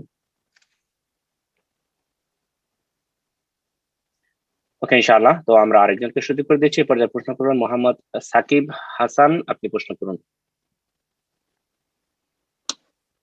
আসসালামু আলাইকুম শেখ। আসসালামু আলাইকুম ওয়া রাহমাতুল্লাহি ওয়া বারাকাতুহু। জি বলেন। ভালো আছেন শেখ? শেখ আমি বাংলাদেশ থেকে বলছি, মোহাম্মদ হাসান। মাশাআল্লাহ, বলেন। আমার প্রশ্ন যে শেখ, কোনো ব্যক্তি বিবাহ করে যদি বাবা মার বিষয়টা গোপনে বাবা মা জানে তাহলে কি সে কি গুনাহগার হবে? বুঝতে পারলাম না, বুঝিয়ে বলেন। কোনো ব্যক্তি বিবাহ করে বিষয়কে বাবাকে না জানে, অভিভাবককে না জানে, তাহলে কি সে গুনাহগার হবে? কোন ব্যক্তি কি করে, ক্লিয়ার আসছে না, একটু ওখানে ডিস্টার্ব হয়ে যাচ্ছে কথা, আবার বলেন। কোন বাবা মাকে মানে বিষয়টা গোপনে রাখে তাহলে কি এটা গুনাহগার হবে সে? বুঝতে পারলেন একরাম? বুঝতে পারলাম না, জি না, আপনার কথাটা আসলে নেট জনিত কারণে মূলত সমস্যা হচ্ছে, আপনার নেটে হয়তো একটু উইক, কথাগুলো ক্লিয়ার হচ্ছে না। তো আপনি আবার চেষ্টা করুন, আপনি কি বিষয়বস্তুটা আসলে বোঝা যাচ্ছে না, যে গুনাহগারের কথাটা বোঝা যাচ্ছে, আপনি বিষয়বস্তুটা আবার বলেন। কোন ব্যক্তি যদি বিবাহ পর বাবা মাকে না জানলে কি সে গুনাহগার হবে? বিবাহটা ক্লিয়ার বলবেন, তাহলে তো শোনা যায়নি। কোন ব্যক্তি যদি কোন বিয়ে করে আর বিষয়টা না জানে, লুকিয়ে রাখে, তো কি গুনাহ হবে? এখন ব্যক্তিটা পুরুষ না নারী এটা হচ্ছে দেখার বিষয়। আপনার যদি কোন পুরুষ হয়, ছেলে মানুষ হয়, সাবালক ছেলে, তার বিবাহের প্রয়োজন রয়েছে, বা বাবা মাকে বলছে বা তাদেরকে জানাচ্ছে কিন্তু তারা বিয়ে দিচ্ছে না, তাহলে সে গুনাহ থেকে বাঁচার জন্য বাবা মায়ের বিনা অনুমতিতে বিয়ে করবে ছেলের জন্য কোনো ওলি অভিভাবক লাগে না, তাদের পরামর্শ নিলে ভালো, তাদেরকে সন্তুষ্ট রাখলে ভালো। কিন্তু তারা যদি বিয়ে না দিতে চায়, ছেলে গুনাহ করে বেড়াচ্ছে আর বিয়ে দিচ্ছে না, ছেলের বয়স 30-40 হয়ে যাচ্ছে, বলছে পায়ে দাঁড়াইতেই পারিস নি, তোর বিয়ে দেবো না, এগুলো চলবে না, জায়েজ না, গুনাহগার হবে সব বাবা। যার ফলে বিনা অনুমতিতে ছেলেরা নির্দ্বিধায় বিবাহ করুক, অসুবিধা নেই এইরকম ক্ষেত্রে। কিন্তু যে বাপ মা শুনবে কথা, তাদের পরামর্শ নেবেন, তাদের শ্রদ্ধা সম্মানের খেয়াল রাখবেন। আমাদের দেশের একটা পারিবারিক কাঠামো রয়েছে, তাদের পরামর্শ নিয়ে, দিক নির্দেশনা নিয়ে, নেক মানুষ যদি বাপ্পা হয় তাদের দোয়া নিয়ে, তাদের পরামর্শ নিয়ে বিবাহ শাদী করবেন, এটি হচ্ছে বাঞ্ছনীয়। মেয়েদের ক্ষেত্রে লা নিকাহ ইল্লা বিওয়ালি, ওলি ছাড়া, নেতৃত্ব ছাড়া, আর সেই ওলি হইতে হবে যোগ্য আর কাছের ওলি। কাছের ওলি থাকতে দূরের কোনো বানানো ওলি চলে না। অর্থাৎ আব্বা আছেন, তিনি মাশাআল্লাহ 5 ওয়াক্ত সালাত পড়েন, তিনি নাস্তিক না, তিনি মুসলিম, কাফের মুশরিক নয়, সুতরাং সেই ব্যক্তি ওলি। তার চাইতে হিতাকাঙ্ক্ষী অন্য কেউ হতে পারে না। বাবার অনুমতি ছাড়া অন্য কেউ বিয়ে দিতে পারে, ভাই বিয়ে দিতে পারে না, দাদা বিয়ে দিতে পারে না, চাচা বিয়ে দিতে পারে না, কোর্ট ম্যারেজ করা জায়েজ নয়, বাতিল বিবাহ। তো মেয়েদের ক্ষেত্রে অবশ্যই ওলি লাগবে, তবে সম্মতি মেয়ের অবশ্যই থাকতে হবে। ওলি আবার জবরদস্তি যেখানে সেখানে বিয়ে দেবে না, সম্মতি মেয়ের অবশ্যই হইতে হবে। সম্মতি ছাড়া বিয়ে দিলে সে মেয়ের পূর্ণ স্বাধীনতা থাকবে সেই বিয়েকে ক্যান্সেল করার। আশা করি বিষয়টি বুঝতে পেরেছি। যদি আপনি নিজের সম্পর্কে জিজ্ঞাসা করে থাকেন আর বিবাহ করেছেন, লুকিয়ে রাখেন, তো কোনো দোষের কাজ করেননি, গুনাহ থেকে বাঁচার উদ্দেশ্য যদি করেন। আর বাবা মা হয়তো বিয়ে দিচ্ছিল না সেই জন্য। আল্লাহু আ'লাম। জাযাকাল্লাহ খাইরান। তো ইনশাআল্লাহ এই পর্যায়ে প্রশ্ন করবেন স্বপ্না আক্তার সীমা, আপনি প্রশ্ন করুন। আসসালামু আলাইকুম শাইখ, বাংলাদেশ থেকে বলছি। আসসালামু ওয়া রাহমাতুল্লাহি ওয়া বারাকাতুহু। বলেন। শাইখ, আমার প্রশ্ন, আমার প্রথম রমজানে আমার জন্ম হওয়ার কারণে আমার আম্মু সে বছর রোজা থাকতে পারেনি, আর এই দীর্ঘ 20 বছরেও দিনের জ্ঞানটা কম থাকায় সেই রোজাগুলো থাকেনি। আর আমি নিজেও সাবালিকা হওয়ার পরে বেশ কিছু রোজা থাকিনি। তো এখন যদি সেই রোজাগুলো থাকি, সেগুলোর কি ফিদিয়া আদায় করতেই হবে? আর ফিদিয়াগুলো কি একজনকেই দিতে হবে নাকি ভিন্ন ভিন্ন লোককেও দেয়া যাবে? আপনি আপনার রোজা কাজা করবেন, আপনার রোজাগুলি, আপনার সিয়ামগুলি আপনি কাজা করবেন যেগুলো ছুটে গেছে আর সংখ্যা জানা আছে। যদি আনুমানিক সংখ্যা জানা থাকে, সংখ্যা যদি জানা না থাকে, মেলা রোজা ছুটেছে, তাহলে বেশি বেশি সুন্নত নফল রোজা করে ঘাটতি পূরণ করবেন। আনুমানিক কাজা করা ঠিক নয়। অনুমান করে নিলেন যে এতটা হইতে পারে না, এরকম কাজা নেই। তবে জানা আছে যে মোটামুটি হয়তো 3-4টা রমজান ছুটেছে, সুতরাং এতটা হবে, আর সেই রোজাগুলি কাজা করা সম্ভব। তাহলে সেটা ফাঁক দিয়ে দিয়ে হইলেও কাজা করে নেবেন। কিন্তু আপনার মায়ের রোজার কাজা আপনি করতে পারবেন না। লা ইউসাল্লি আহাদুন আন আহাদিন ওয়া লা ইয়াসুমু আহাদুন আন আহাদিন। এই ক্ষেত্রে রাসূলুল্লাহ সাল্লাল্লাহু আলাইহি ওয়াসাল্লাম একটি হাদিস রয়েছে যে কেউ কারো বদলে সালাত পড়তে পারবে না, নামাজ পড়তে পারবে না, কেউ কারো বদলে রোজা রাখতে পারবে। আপনার মায়ের কাজা রোজা তাকেই রাখতে হইতো। সে যদি না রেখে থাকে সে গুনাহগার, বেঁচে থাকে আর এখন যদি সুস্থ থাকে রোজা রাখবে। আর যদি বেঁচে থাকে আর অসুস্থ হয়ে যায়, একবার স্থায়ী অচল হয়ে যায়, তাহলে ফিদিয়া দেবে এবং আল্লাহর কাছে তওবা ফিদিয়া দেবে।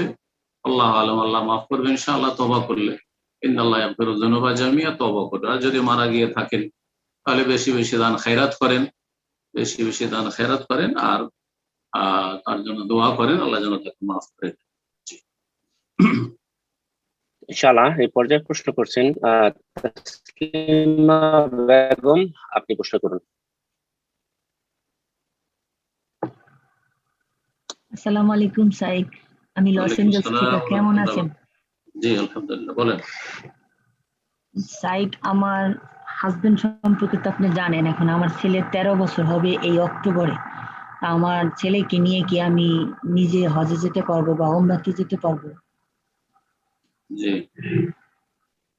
মহিলাদের হজে আসার জন্য একটি শর্ত হচ্ছে মাহরাম, অর্থাৎ স্বামী অথবা এমন পুরুষ যার সাথে স্থায়ীভাবে বিবাহ হারাম। এটি হচ্ছে অধিকাংশ আইম্মায়ে কেরামদের মত যে বিনা মাহরামে কোনো মহিলা, টাকা পয়সা সবকিছুই আছে কিন্তু মাহরাম নেই, সুতরাং তার হজ ফরজ নেই। যখন তার হজের খরচের সাথে একজন মাহরামের খরচের ব্যবস্থা করতে পারবে, যে আমি আমার ভাইকে নিয়ে যেতে পারবো, আমার বাবাকে খরচ দিয়ে নিয়ে যেতে পারবো, বা স্বামীর সাথে যাচ্ছে, কেউ যাচ্ছে, আমার ছেলে সাবালক হয়েছে, ছেলে 15 বছর হলে সাবালক, 13 বছর সাবালক নয়, তো তাহলে তখন ফরজ হবে। সুতরাং আপনার ওপর আপনার হজ ফরজ নেই, হজ ফরজ নেই।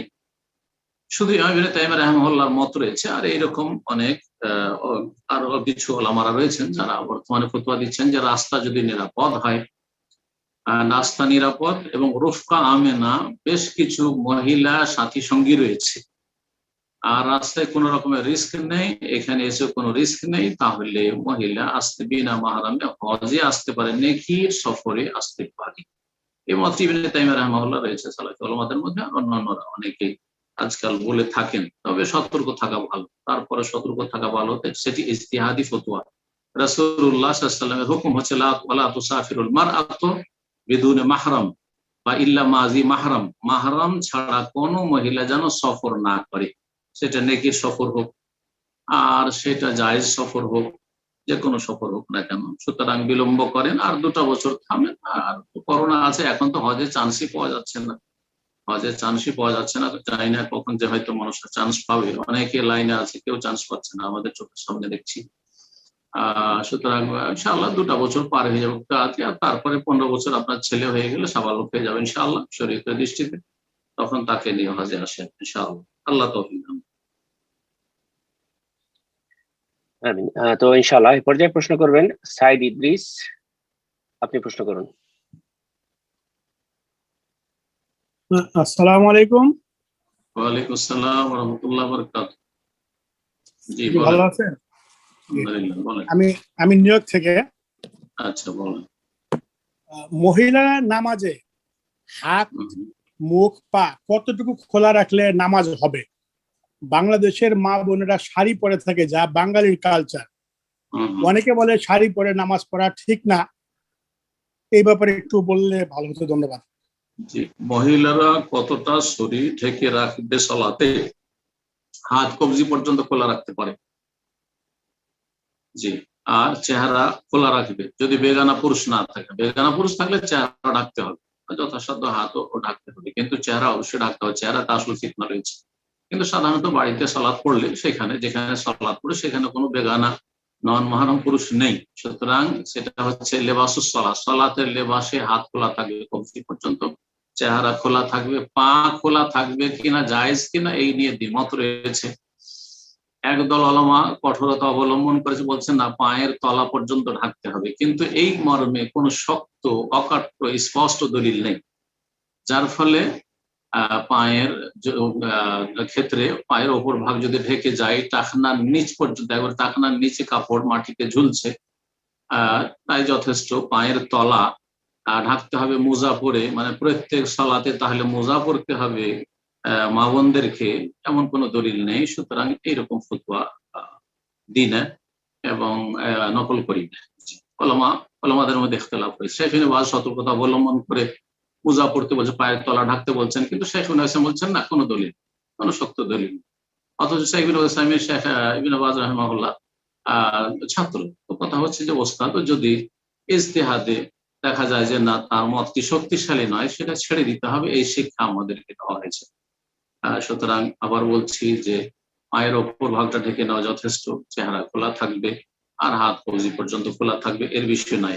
বাকি থাকলো শাড়িতে, শুধু শাড়ি পরে যদি সালাত পড়ে তাহলে তো এসব হবে, কারণ শাড়িতে পিঠটা একটু খুলে যাবে, যখন রুকুতে যাবে, সিজদায় যাবেন, তখন একটু তো কোমরের দিকটা খুলেই যাবে। হ্যাঁ, সুতরাং খুললেই তো সালাত ফাসেদ হবে না। সুতরাং শুধু শাড়ি পরে নয়, কিন্তু শাড়ির ভিতরে পরে আছে, আরো উপরে একটা বড় হেজাব নিয়ে নিল, যেটা একবারে নিচ পর্যন্ত ঢাকা থাকলো, শাড়ি ভিতরে থাকলো, কোনো অসুবিধা না। ভিতরে শাড়ি রাখে না, সায়া রাখে না, যাই রাখেন, ওপরটা ঢাকা থাকলেই হয়ে। তো আশা করি বিষয়টি বুঝতে পেরেছেন। তো শাড়ি বলে হারাম নয়।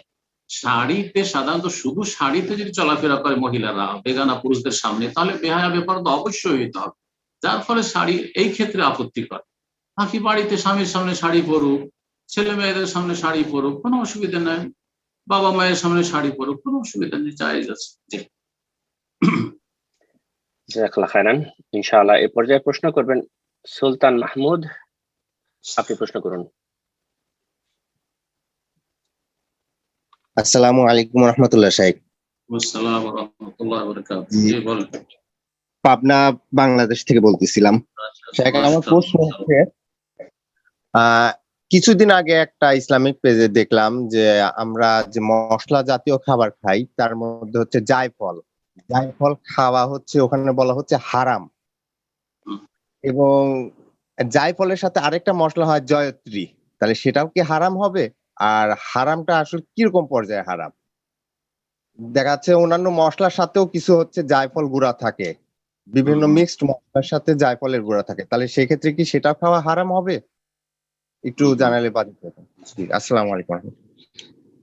আপনি যে বিষয় জিজ্ঞেস করলেন, যদি তাতে নেশা নিয়ে আসে, মানুষকে নেশাগ্রস্ত করে, তাহলে হারাম, আর না হলে হারাম না।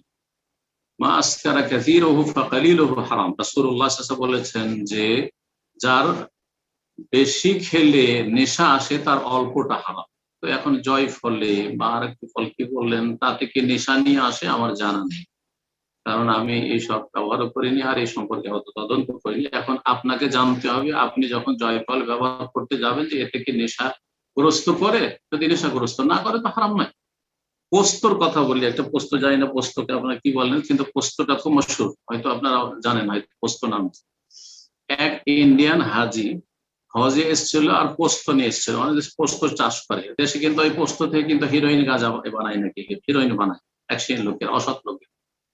তো জেদ্দা এয়ারপোর্টে ধরা পড়ে, এখানে তো নিষিদ্ধ আছে, ও জানতো না, মহাবিপদে ফেসে গেছে। তারপর অনেক তদন্তের পরে তাকে ছাড়া হয়েছে, জানি না হজ করতে পেরেছে না সেখান থেকে তাকে ব্যাক করে দেওয়া হয়েছে, এটা আমার জানা নেই, কয়েক বছর আগের ঘটনা বলছি। তো কথা হচ্ছে যে এইরকম যদি হয় যে সেই ফল থেকে আপনার এমন কিছু তৈরি হয়, হিরোইন, গাঁজা অথবা মদ, এই ধরনের, বা সেটা খেলে নেশা আসবে, তাহলে সেটা ভিন্ন বিষয়। আর না হলে এমনি হচ্ছে যে মশলা জায়েজ, কোনো অসুবিধা নেই। আল্লাহ তাআলা। জাযাকাল্লাহ খাইরান। সম্মানিত দিনী ভাই বোনেরা, ইনশাআল্লাহ আমরা দ্বিতীয় প্রশ্ন নেওয়ার পূর্বে সংক্ষিপ্ত একটি বিষয় আমরা জানাতে যাচ্ছি এখানে। কেন এক ব্রাদার আমাদেরকে পরামর্শ দিয়েছেন, তানভীর হোসেন, উনি আমাদেরকে মেসেজ করেছেন যে এখানে লিখিত প্রশ্ন হলে মনে হয় সময় আমরা একটু বেশি পাই। আসলে জাযাকাল্লাহ খাইরান, আপনার কথা ঠিক আছে, কিন্তু আমাদের এই কনফারেন্সের সৌন্দর্যই হলো যে আমরা সরাসরি আমাদের সম্মানিত উস্তাদের কাছ থেকে প্রশ্ন জেনে নিতে পারছি। তো ইনশাআল্লাহ যদি কেউ লিখিত প্রশ্ন করতে চান, ইনশাআল্লাহ আমাদের জুম অ্যাপে আমাদের সম্মানিত শেখের হোয়াটসঅ্যাপের যে লিখিত প্রশ্নের যে গ্রুপটা আছে সেটা শেয়ার করা হবে। ইনশাআল্লাহ আপনারা সেখানে শেখের কাছে লিখিত প্রশ্ন পাঠাতে পারেন ইনশাআল্লাহ। জাযাকাল্লাহ খাইরান। তো ইনশাআল্লাহ এই পর্যায়ে প্রশ্ন করবেন সাইদ আহমেদ, আপনি প্রশ্ন করুন। আসসালামু আলাইকুম ওয়া রাহমাতুল্লাহি ওয়া বারাকাতুহু।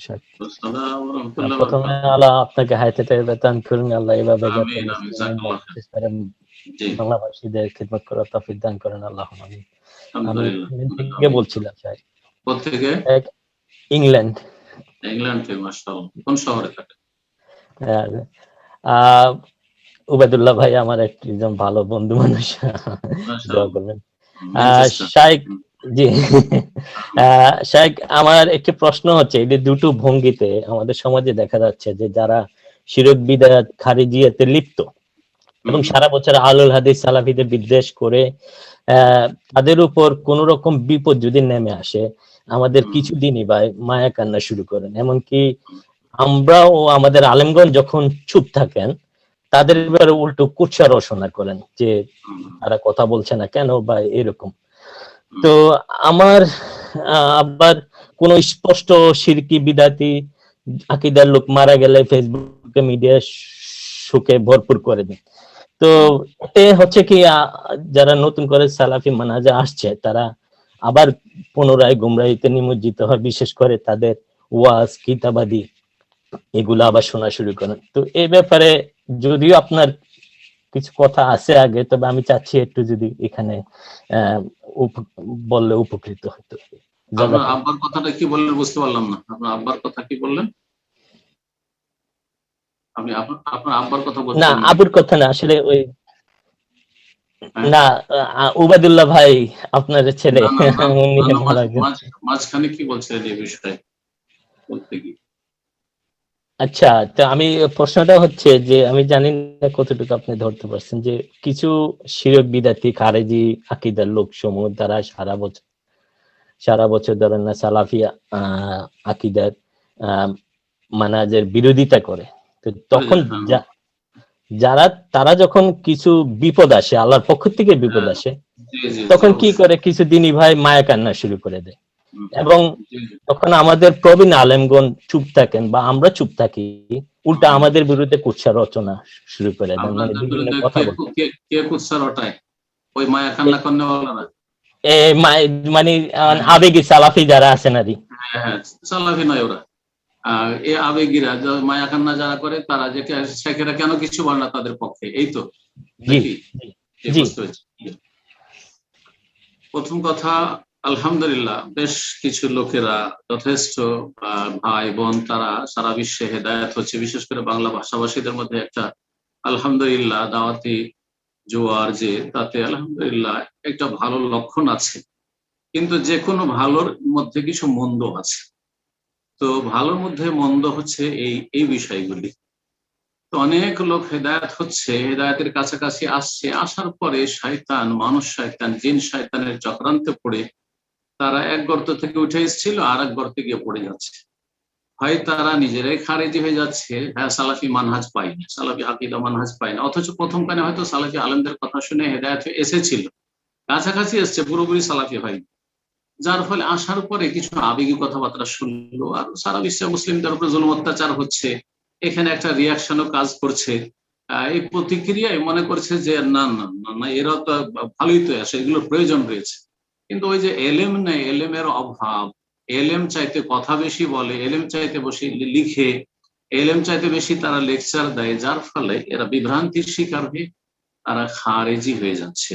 এদের অনিষ্ট থেকে আল্লাহ যারা হেফাজত করে, এরা মূলত সালাফি হয়নি কখনো, ছিল সুফি, হয়তো ছিল ইখওয়ানি, সেখান থেকে এসছিল, আসার পরে কাছাকাছি হয়েছিল, বেশ কিছু আমলে হয়তো পরিবর্তন, রফায়দান করলে শুধু আহলে হাদিস হয়, আর দু চারটা সুন্নাত পালন করলে শুধু আহলে হাদিস হয় না, মানহাজটা বুঝে উঠেনি, এলেম বেশি শিখেনি, যার ফলে গিয়ে আবার চরমপন্থায় চলে যাচ্ছে, অথবা চরমপন্থীদের ভক্ত হয়ে যাচ্ছে, চরমপন্থীদের খারেজিদের ভক্ত হয়ে যাচ্ছে বিভিন্ন কারণে। তো যখন এই রকমের বিপদ আপদ আসে কোনো বেদাতিরও, মনে রাখবেন যে খারেজিরা জঘন্য বেদাতি। খারেজিরা যতগুলো বেদাতি আছে তার মধ্যে জঘন্য বেদাতি, যাদের দ্বারা মুসলিম উম্মার সবচেয়ে বেশি ক্ষতি হয়েছে, তারা হচ্ছে এই দুটো বাতিল ফিরকা। একটা হচ্ছে শিয়া রাফেজি, উম্মতে মুসলিমের যত ক্ষতি করেছে শিয়া রাফেজিরা, পৃথিবীতে কোনো শক্তি ক্ষতি করে। এরা বাগদাদের পতন ঘটিয়েছে এই শিয়া রাফেজির হালাকুকে ডেকে নিয়েছে। এইরকম খারেজিরা যুগে যুগে যত বেশি ক্ষতি করেছে ইসলামের, আর অন্য কোন ফিরকা মুরজিয়া, কাদরিয়া আর মুতাজিলা এত বেশি ক্ষতি করে। তো যাই হোক, প্রত্যেক বেদাতি ক্ষতি করেছে, কিন্তু এরা সবচেয়ে বেশি ক্ষতি করেছে। এই দুটো ফিরকার অনিষ্ট থেকে সবসময় বেঁচে থাকতে হবে। বাংলা ভাষীদের মধ্যে একদল রয়েছে যারা শিয়া প্রেমী। এই শিয়া প্রেমীরা শিয়াদের স্বার্থে কাজ করছে, আর শিয়াদের বিপরীত যত কিছু আছে সৌদি আরবের মধ্যে সব সময় তারা লেগে আছে। তো এরা এক শ্রেণীর গুমরাহ। আর একদল গুমরাহ হচ্ছে আবেগী, যারা খারেজিদের খপ্পরে পড়ে গেছে, চরম পন্থা অবলম্বন করেছে। এই দুটো ফিরকা থেকে বেঁচে থাকতে হবে। কিছু লোকেরা যখন এইরকম বিপদের সম্মুখীন হয়, খারেজি গুলো বা ইখওয়ানি গুলো, তখন তারা মায়া কান্না শুরু করে, এই জন্য যে তারা আকীদা মানহাজ বুঝেনি যে এরা আসলে সালাফি নয়, বরং এরা সালাফিদের কট্টর শত্রু। এরা উঁত পেতে আছে, এরা তাকিয়া এদের মধ্যে কাজ করছে। একটা কথা মনে রাখবেন, যেমন শিয়াদের মধ্যে তাকিয়া একটি আকীদাগত বিষয়, তাদের ধর্ম। তাকিয়া মানে মুনাফিকি করা, সুন্নিদের ক্ষতি করার জন্য, আহলে সুন্নাত ওয়াল জামাতের ক্ষতি করার জন্য ওপরে কিছু বলতে হবে, ভিতরে আরো অন্য কোনো কর্মসূচি বিপরীত রাখতে হবে। এটা হচ্ছে শিয়াদের আকীদা, বদ্ধপরিকর আকীদা এবং ফজিলতপূর্ণ আকীদা। এই আকীদায় এই নাম দিয়ে নাই হোক কাজ করছে ইখওয়ানি জামাতের ভিতরে। এরা আসলে সালাফি না, এরা সালাফি সেজে গেছে তাকিয়া স্বরূপ।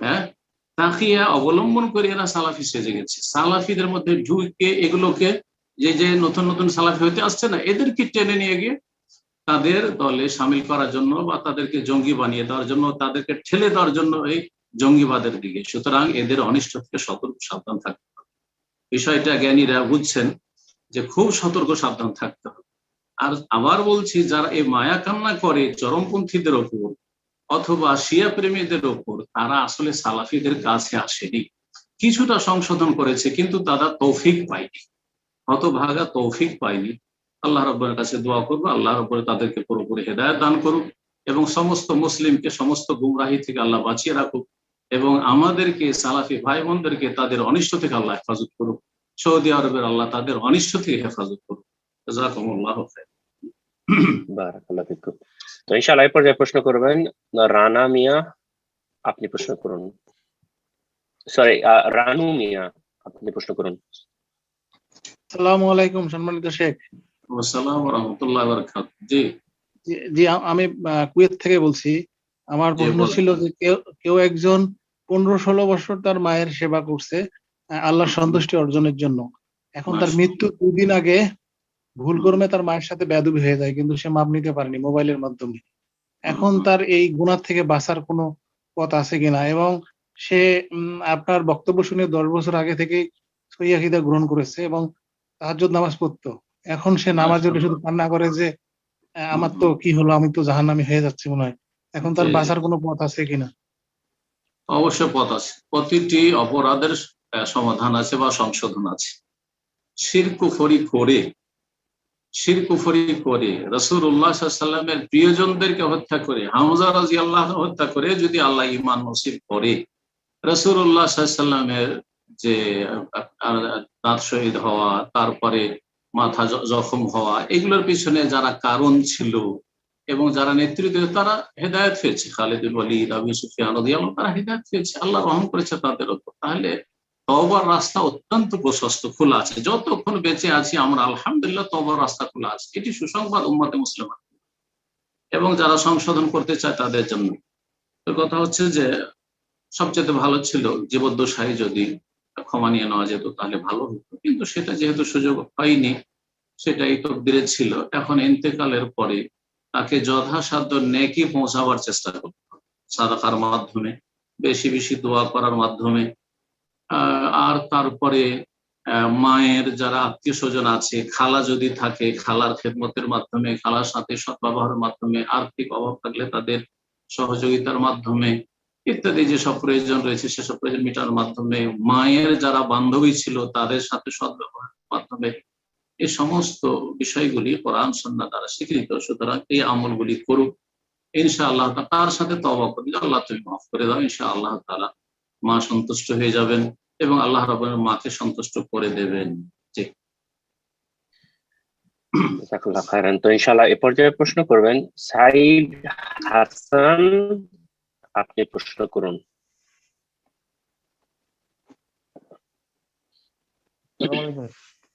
আসসালামু আলাইকুম ওয়া রাহমাতুল্লাহি ওয়া বারাকাতুহু। জি বলেন।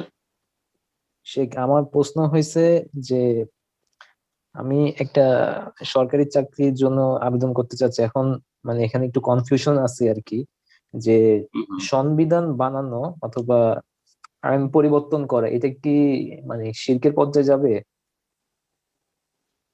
আপনি যে চাকরিটা করতে যাচ্ছেন সেটা কি সংবিধান বানানোর চাকরি? না শেখ, আমাকে একজন বলল যে সরকারি অনেক চাকরি। আপনার চাকরিটা যদি এমন না হয় যে আপনাকে সরাসরি এই অন্যায়ের সাথে, হারামের সাথে ইনভলভ হতে হচ্ছে, তাহলে আপনার চাকরি যায় সরকারি। সে সরকার অমুসলিম সরকার হোক, মুসলিম সরকার হোক, মানবরচিত বিধান দিয়ে ফয়সালা করুক, যেমনই সরকার হোক না কেন, যতই খারাপ হোক না কেন আর ভালো হোক না কেন, আপনার চাকরির ক্ষেত্র, আপনার কাজগুলি যদি হালাল তাহলে আপনার রুচি হবে। আপনি হারাম কাজে সহযোগিতা করবেন। অ্যাডমিনিস্ট্রেশনে গিয়ে, যারা অ্যাডমিনিস্ট্রেশন চাকরি করে তাদের খানিকটা সমস্যা আছে। অ্যাডমিনিস্ট্রেশনে গিয়েও যদি আপনি ন্যায় প্রতিষ্ঠা করতে পারেন আর সেখানে অন্যায়কে নির্মূল করতে পারেন, সবাই যে খারাপ কাজ করছে না, অনেক ভালো মানুষ রয়েছে, আর সেখানে আপনার ওপর জবরদস্তি চাপিয়ে দেওয়া হবে না যে তোমাকে এখানে মারতে হবে ভালো মানুষকে, এখানে ফাঁসাইতে হবে ভালো মানুষকে, এটা করা হবে না, আপনি স্বাধীন। আলহামদুলিল্লাহ স্বাধীন, তাহলে চাকরি করবেন। কিন্তু আপনি যদি বাধ্য করা হয় যে এখানে নিরীহ মানুষের গুলি চালাতে হবে অথবা এই নিরীহ মানুষটাকে জঙ্গিবাদে ফাঁসাতে হবে, তাহলে করবেন না আপনি। তোমাকে এই কেসটা, আসল কেসটাকে ফেড়ে ফেলে দিয়ে নতুন করে এভাবে কেস বানাইতে হবে, এরকম বাধ্য যদি না করে তাহলে চাকরি করবেন, আর যদি বাধ্য করে চাকরি ছেড়ে দেবে।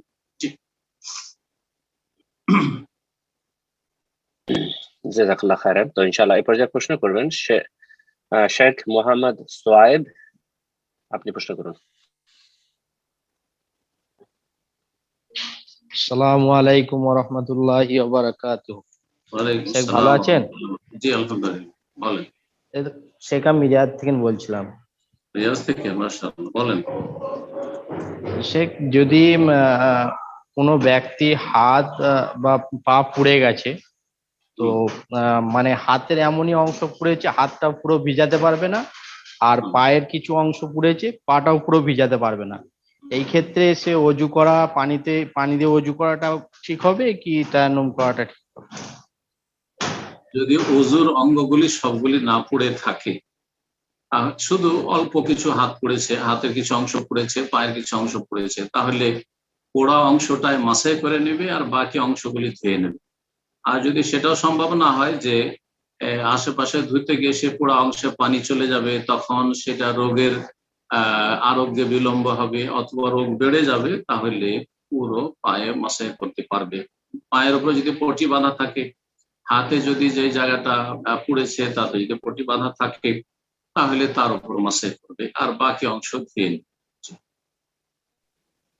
জাযাকাল্লাহ খাইরান। এরপর যে প্রশ্ন করবেন সাকিব হাসান, আপনি প্রশ্ন করুন। আসসালামু আলাইকুম। আসসালামু আলাইকুম ওয়া রাহমাতুল্লাহি ওয়া বারাকাতুহু। জি, আমার প্রশ্ন হচ্ছে, একজন জনৈক বক্তা, আমি কি তার নাম বলতে পারি সতর্কতার ক্ষেত্রে? না বললে ভালো, এমনিতে মানুষ বুঝবে ইনশাআল্লাহ। জি সে বলেছে স্যার বিভিন্ন ফতোয়া দিয়ে বেড়াচ্ছে, যেমন কোন ব্যক্তি যদি সামর্থ্য থাকে তার নাকি 4টা বিয়ে করা ওয়াজিব। এছাড়াও বর্তমানে যে টাকা পয়সা মানে কাগজে যেগুলো রয়েছে সেগুলো নাকি হারাম। এছাড়াও মোহাম্মদ বিন সালমান নাকি আমাদের আমিরুল মুমিন, আমাদের এটা মনে হতে পারে, কিন্তু সে নাকি ইহুদিদের এজেন্ট। এগুলা বিষয়ে মানে ফতোয়া দিয়ে বেড়াচ্ছে। তার থেকে কি ভালো দিকগুলো নেওয়া যাবে নাকি? যার কথা বললেন সে আলেম না, সে জালেম। সেই ব্যক্তি আহলে সুন্নাত নয়, সে খারেজি। ভালো করে শুনে রাখছেন, যেই ব্যক্তি বলবে সবচেয়ে ভালো সরকারকে মুনাফিক এবং কাফেরদের এজেন্ট, সেই ব্যক্তি নিজে হচ্ছে হয় সে রাফেজি শিয়া প্রেমী বা শিয়া, আর না হলে সে খারেজি জঙ্গি। সরকারকে এইরকম লোকের খোঁজ খবর নেওয়া উচিত, সাইজ করা উচিত। যে কোনো সরকারকে বলবো এইরকম অসৎ লোকদেরকে, খারেজি জঙ্গিদেরকে সাইজ করুক, এটা তাদের সুবিচার হবে এবং আল্লাহ তাদেরকে জাযায়ে খায়র দেবে ইনশাআল্লাহ। আর তারপরে বলছে যে টাকা ব্যবহার করা, যেমন ওই মূর্খকে বলেন যে তাহলে তুমি টাকা ব্যবহার করিও না, আর ওই মূর্খের ভক্তদেরকে বলেন যে তাদের মূর্খামিটা দূর করুক।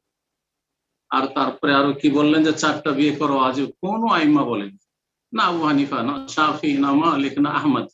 আর এই জাহেলের ফতোয়া দেওয়ার অধিকারও তো নাই। দিন কোথায় বা পড়েছে?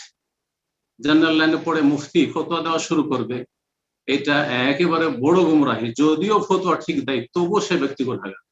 যেই ব্যক্তি জেনারেল লাইনে পড়াশোনা করে ফতোয়া দেবে, সে ঠিক ফতোয়া দিল ফাসা বা ফাখতা, ঠিক ফতোয়া দিলেও সে ভুলকারী। ঠিক, ভালো করে শুনে রাখে। আল্লাহ এইসব গুমরাহদের অনিষ্ট থেকে উম্মত মুসলিমাকে, বিশেষ করে বাংলা ভাষী আবেগীদেরকে আল্লাহ বেঁচে থাকার তৌফিক দান করেন। কারণ বাংলা ভাষীদের মধ্যে আবেগটা খুব বেশি। এরা রাতারাতি দুনিয়াকে উল্টে দিতে চায়, কিন্তু কিছুই করতে পারবে না। আল্লাহ বুঝার তৌফিক দান করুন। জি,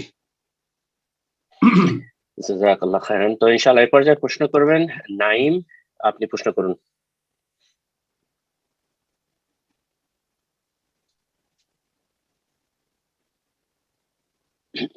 জি নাইম, আপনার ফোনটা আনমিউট করে নিন, প্রশ্ন করুন।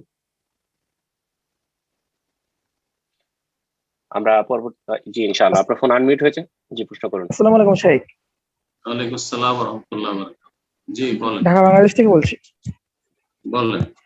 জি, আমার প্রশ্নটি হলো যে পারিবারিক গীবত কতটুকু জায়েজ?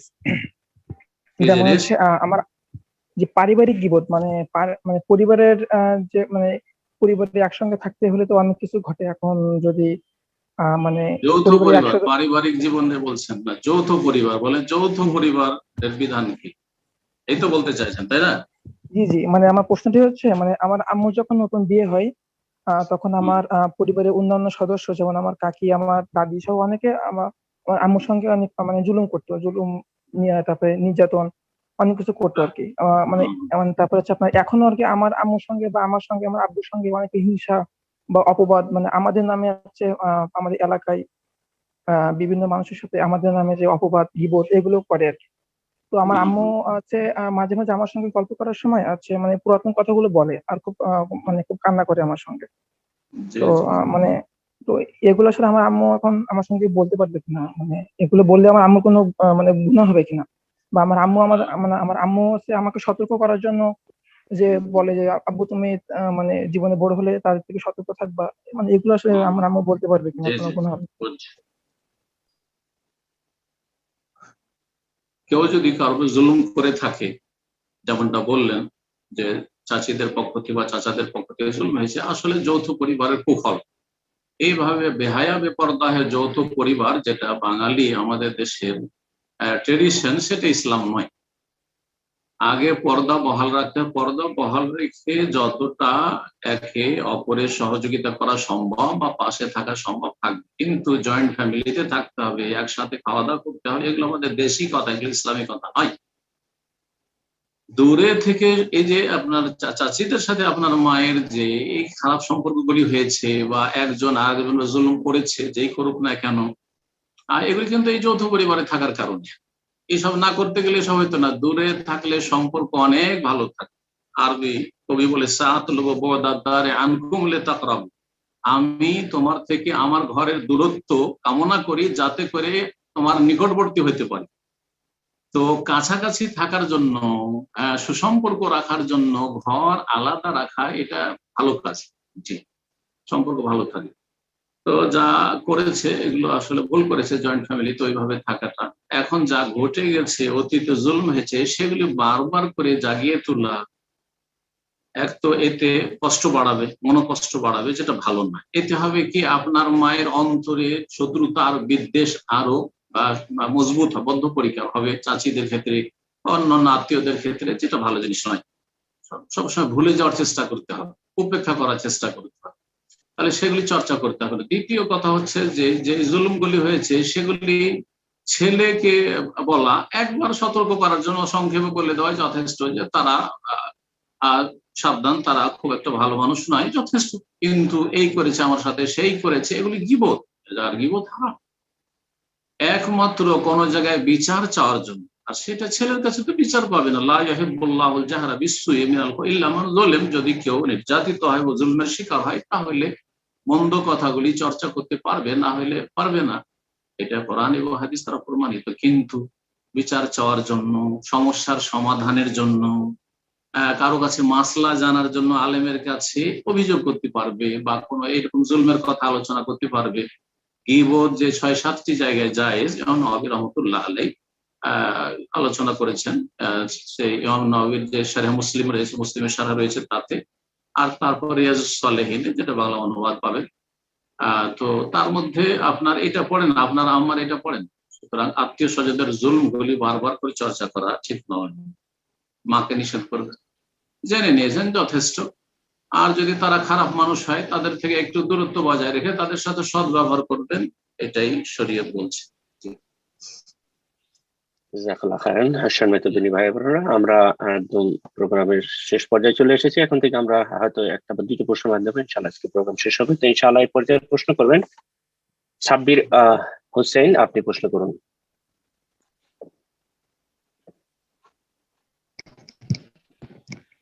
আসসালামু আলাইকুম সাহেব। আসসালামু ওয়া রাহমাতুল্লাহি ওয়া বারাকাতুহু। জি, জি, আমি বাংলাদেশ থেকে। আমার প্রশ্ন হচ্ছে যে, এই যে আমাদের বাংলাদেশে কিছু শাইখ আছে, আপনার মুফতি, ওনাদেরকে বলা হয়, এখন ওনারা নিজেদেরকে মুফতি বলতেছে, কিন্তু ওনারা মানুষকে উদ্বুদ্ধ করতেছে আপনার তালেবানের সাথে যোগ দেওয়ার জন্য, আপনার খোরাসান জয় করার জন্য, আফগানের সাথে যুদ্ধ করার জন্য তারা যাওয়ার জন্য উদ্বুদ্ধ করতেছে। তারপরে বাংলাদেশ সরকারকে তাগুত বলতেছে, কাফের বলে ফেলতেছে। এদের বিরুদ্ধে জিহাদ জায়েজ, এগুলো নিয়ে যদি কিছু বলতেন। একটু আগে ওইদিকে ইঙ্গিত করলাম, তবে আবার বলছি, যদি কারো না মুফতি হয়, আল্লামা হয়, আর সে যদি বলে যে জেহাদে যোগদান করতে হবে, তাহলে সেই ব্যক্তি খারেজি। জি হ্যাঁ, কারণ সরকার ছাড়া কেউ জেহাদের জন্য ঘোষণা করবেন, কোন আলেম, কোন মুফতি, কোন শাইখুল হাদিস, কেউ কোন এমনি নেতা, কোন অঞ্চলের নেতা, সে যুদ্ধের ঘোষণা করবে। যুদ্ধের ঘোষণা করবে সরকার। যদি গুনাহগার সরকার হয়, তবু যুদ্ধের ঘোষণা করার অধিকার রয়েছে, এবং তার আনুগত্য করবে দেশের লোকেরা এবং দেশের শক্তি। কিন্তু এইভাবে যেসব মুফতিরা করে থাকে, তারা দেশীয় মুফতি, কোরআন এবং হাদিসের আলোকে তারা মুফতি না, তারা অযোগ্য। আর তারা উম্মতে মুসলিমার ক্ষতি করছে, তারা জেনেই করুক আর না জেনে করুক। জেনে করা মানে তাদের হয়তো কোন একটা শক্তি পিছন থেকে তাদেরকে ইন্ধন যোগাচ্ছে, যে তোমরা এই কাজগুলি করো, দেশটার উপর কোনো একটা অভিযোগ নিয়ে আসার জন্য ইসলামের সূত্র নিয়ে আসতে চায় যে এই দেশে জঙ্গিরা তৎপর, সুতরাং এই দেশে আমাদেরকে এই করতে হবে সেই করতে হবে, দেশকে ধ্বংস করার জন্য, দেশের শক্তিকে ধ্বংস করার জন্য, একটি মুসলিম জাতির ক্ষতি করার জন্য যে কুফরি শক্তি কাজ করছে তাদের হয়ে এরা কাজ করছে। হয় অজ্ঞতার কারণে যে এই বিষয়গুলি বুঝে না মূর্খরা, আর না হলে জেনে শুনে তাদের বড় অঙ্কের টাকা পয়সা দিয়ে এসব কাজ করানো হচ্ছে। দুটোর একটা অবশ্যই। যতগুলি জঙ্গিরা কাজ করেছে দুইয়ের এক, হয় তাদেরকে পয়সা দিয়ে দাঁড় করেছে কুফরি শক্তিগুলি ইসলাম এবং মুসলিমের ক্ষতি করার জন্য, এবং ইসলাম মানেই জঙ্গিবাদ, এটা তারা যে ইহুদিদের এইটা একটা ষড়যন্ত্র এবং এইটা ইসলামের উপর জঙ্গিবাদের তকমা তারা লাগিয়ে দিতে চায়, সেই জন্য তারা ব্যবহার করছে এই শরীর গুমরাহ মুফতিদেরকে। আর না হইলে এই গুমরাহ মুফতিরা দিন বুঝে না, অজ্ঞতার কারণে আবেগে তারা এইসব কথা বলছে। আবার বলছি, এই রকমের জেহাদের ঘোষণা সরকার ছাড়া কারো জন্য করা জায়েজ নাই। কেউ যদি এগুলো করে তারা খারিজ, জঙ্গি। আল্লাহ হেফাজত করুন তাদের অনিষ্ট থেকে। আল্লাহুম্মা আমিন। তো ইনশাআল্লাহ আজকের প্রোগ্রামের সর্বশেষ প্রশ্ন নিচ্ছে ইনশাআল্লাহ। প্রশ্ন করবেন পাপ্পু রেজা, আপনি প্রশ্ন করুন।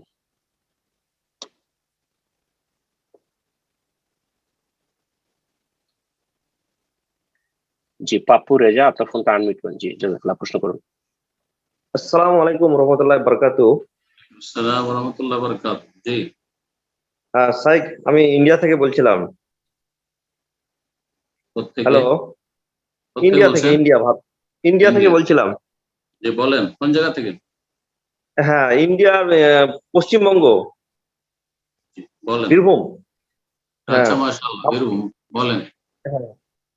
আমার প্রশ্ন হলো, আচ্ছা কেউ যদি আহলে কিতাব বা হয়তো নন মুসলিম মেয়েকে বিবাহ করতে চায়, তাহলে সেই মেয়ের প্রথমে কি মুসলিম হতে হবে এবং তার জন্য কি ওলি হওয়া বাধ্যতামূলক? আহলে কিতাবকে যদি বিয়ে করে, আহলে কিতাব মানে ইহুদি অথবা খ্রিস্টান, ইহুদি খ্রিস্টান ছাড়া কেউ আহলে কিতাব নাই, বুদ্ধিস্ট আহলে কিতাব নয়, হিন্দুরা আহলে কিতাব নাই, সুতরাং হিন্দু মেয়েদের বিয়ে করা জায়েজ নাই। আজকাল হিন্দুরা মুসলমানদের অপবাদ দিচ্ছে লাভ জেহাদ লাভ জেহাদ, অথচ হিন্দু মেয়েদের কোনো মুসলিমের জন্য বিয়ে করাই জায়েজ না, মুশরিক থাকা অবস্থা। তো কথা হচ্ছে যে বিয়ে আহলে কিতাব মেয়েদেরকে করা জায়েজ, কিন্তু এখানে অবশ্যই জেনে রাখবেন যে মুসলিম মেয়েদের বিয়ে করা উত্তম। কারণ একটি মুসলিম মেয়েকে যদি বিয়ে করেন তো ছেলে মেয়ে যা হবে সেই ক্ষেত্রে কোনো ঝুঁকি নেই যে ছেলে মেয়েগুলো মুসলিম, আর মাও মুসলিম আর বাবাও মুসলিম। কিন্তু আহলি কিতাব ইহুদি নাসারাদের মেয়েদেরকে যদি বিয়ে করেন তো সেখানে বড় একটা সম্ভাবনা আছে যে বাই চান্স স্বামী স্ত্রীতে, অনেক সময় স্বামী স্ত্রীতে কোন রকমের ঝগড়া নেই, তারপরে মায়ের দিকে ঝুঁকে বলছেন আমি বাবার ধর্ম নেব না মায়ের ধর্ম নেব, তাহলে এইরকম পরিস্থিতি বিয়ে করা হারাম। কারণ এই শর্তের সাথে বিয়ে করা যাবে আহলে কিতাব ইহুদি খ্রিস্টান যে আপনার ছেলে মেয়েগুলি সবগুলি মুসলিম হবে, এইটা আপনাকে নিশ্চিত হইতে হবে যে আমি আমার ছেলে মেয়েগুলো মুসলিম রাখবো। কিন্তু খ্রিস্টানের পেট থেকে, ইহুদির পেট থেকে যে বাচ্চা হইলো, বড় হওয়ার পরে সে ইহুদি খ্রিস্টান হয়ে গেল, তাহলে আপনি গুনাহগার, আপনি গুনাহগার, এটা জায়েজই নয়। এই শর্তগুলি আহলে কিতাব বিয়ের ক্ষেত্রে অবশ্য মনে রাখতে হবে। আহলে কিতাব বিয়ে করার জন্য তার ইসলাম গ্রহণ আবশ্যক না, ইসলাম গ্রহণ করলে ভালো কথা, ইসলাম গ্রহণ করে নিলে কোন মুসলিম নেতা বা মুসলিম শাসকই ওলি, আর মুসলিম কোনো কাজের কাছে আপনি বিয়ে রেজিস্ট্রি করে বিয়ে করতে পারেন, কারণ তার ওলি নেই, সে অমুসলিম। কিন্তু যখন আহলে কিতাবের মেয়েকে আহলে কিতাব অবস্থায় ইহুদি বা খ্রিস্টান থাকা অবস্থায় বিয়ে করবেন, তখন যেহেতু আপনি যাকে বিয়ে করছেন সে খ্রিস্টান বা সে ইহুদি, সুতরাং তার বাবা হবে ওলি, খ্রিস্টানের ওলি খ্রিস্টান, ইহুদির ওলি ওলি ইহুদি, আর তার ওলিকে ওলির সম্মতি নিয়ে বিয়ে করতে হবে। আপনি কোর্ট ম্যারেজ করতে পারবেন না, জায়েজ নয়। জি, তো আবার বলছি যে আপনি প্রথম কথা মুসলিমকে বিয়ে করবেন যাতে করে আপনার এইরকম আপনার ইমানের ঝুঁকি হতে পারে, আপনার ছেলে মেয়েদের জন্য তো বড় ঝুঁকি রয়েছে, বহু ঘটনা রয়েছে। বিয়ে করেছে মুসলিম আহলে কিতাবকে, আর তারপর ছেলে মেয়েগুলো সবগুলি খ্রিস্টান হয়ে গেছে, কিয়ামতের দিন কি করে জবাব দিবে? আপনার চোখের সামনে আপনার ছেলে মেয়ে জাহান্নামে যাবে গায়র মুসলিম হয়ে, কোনো জবাব দিতে পারবেন না, জাহান্নামে আপনাকে যেতে হবে ওদের কারণে। আল্লাহ যেন হেফাজত করেন। আর যথেষ্ট মুসলিম মেয়েরা রয়েছে, কেন আহলে কিতাব বিয়ে করতে যাবে? তারপরে আহলে কিতাব বিয়ের ক্ষেত্রে আরেকটি শর্ত আল্লাহ করার বলেছেন যে তারা যেন হয় মুহসানাতিন গায়রা মুসাফিহাতিন ওয়ালা মুত্তাখিযাতি আখদান, তারা যেন সতী সাধ্বী হয়, হ্যাঁ, তারপরে তারা যেন গোপনে কারো সাথে প্রেমকারিনী না হয়। আজকাল সতীত্ব কোথায় পাবে নন মুসলিমদের মধ্যে? মুসলিমদের মধ্যে সতীত্ব পাওয়া মুশকিল হয়ে যাচ্ছে, নন মুসলিমদের কোথায় সতীত্ব পাবেন আপনি?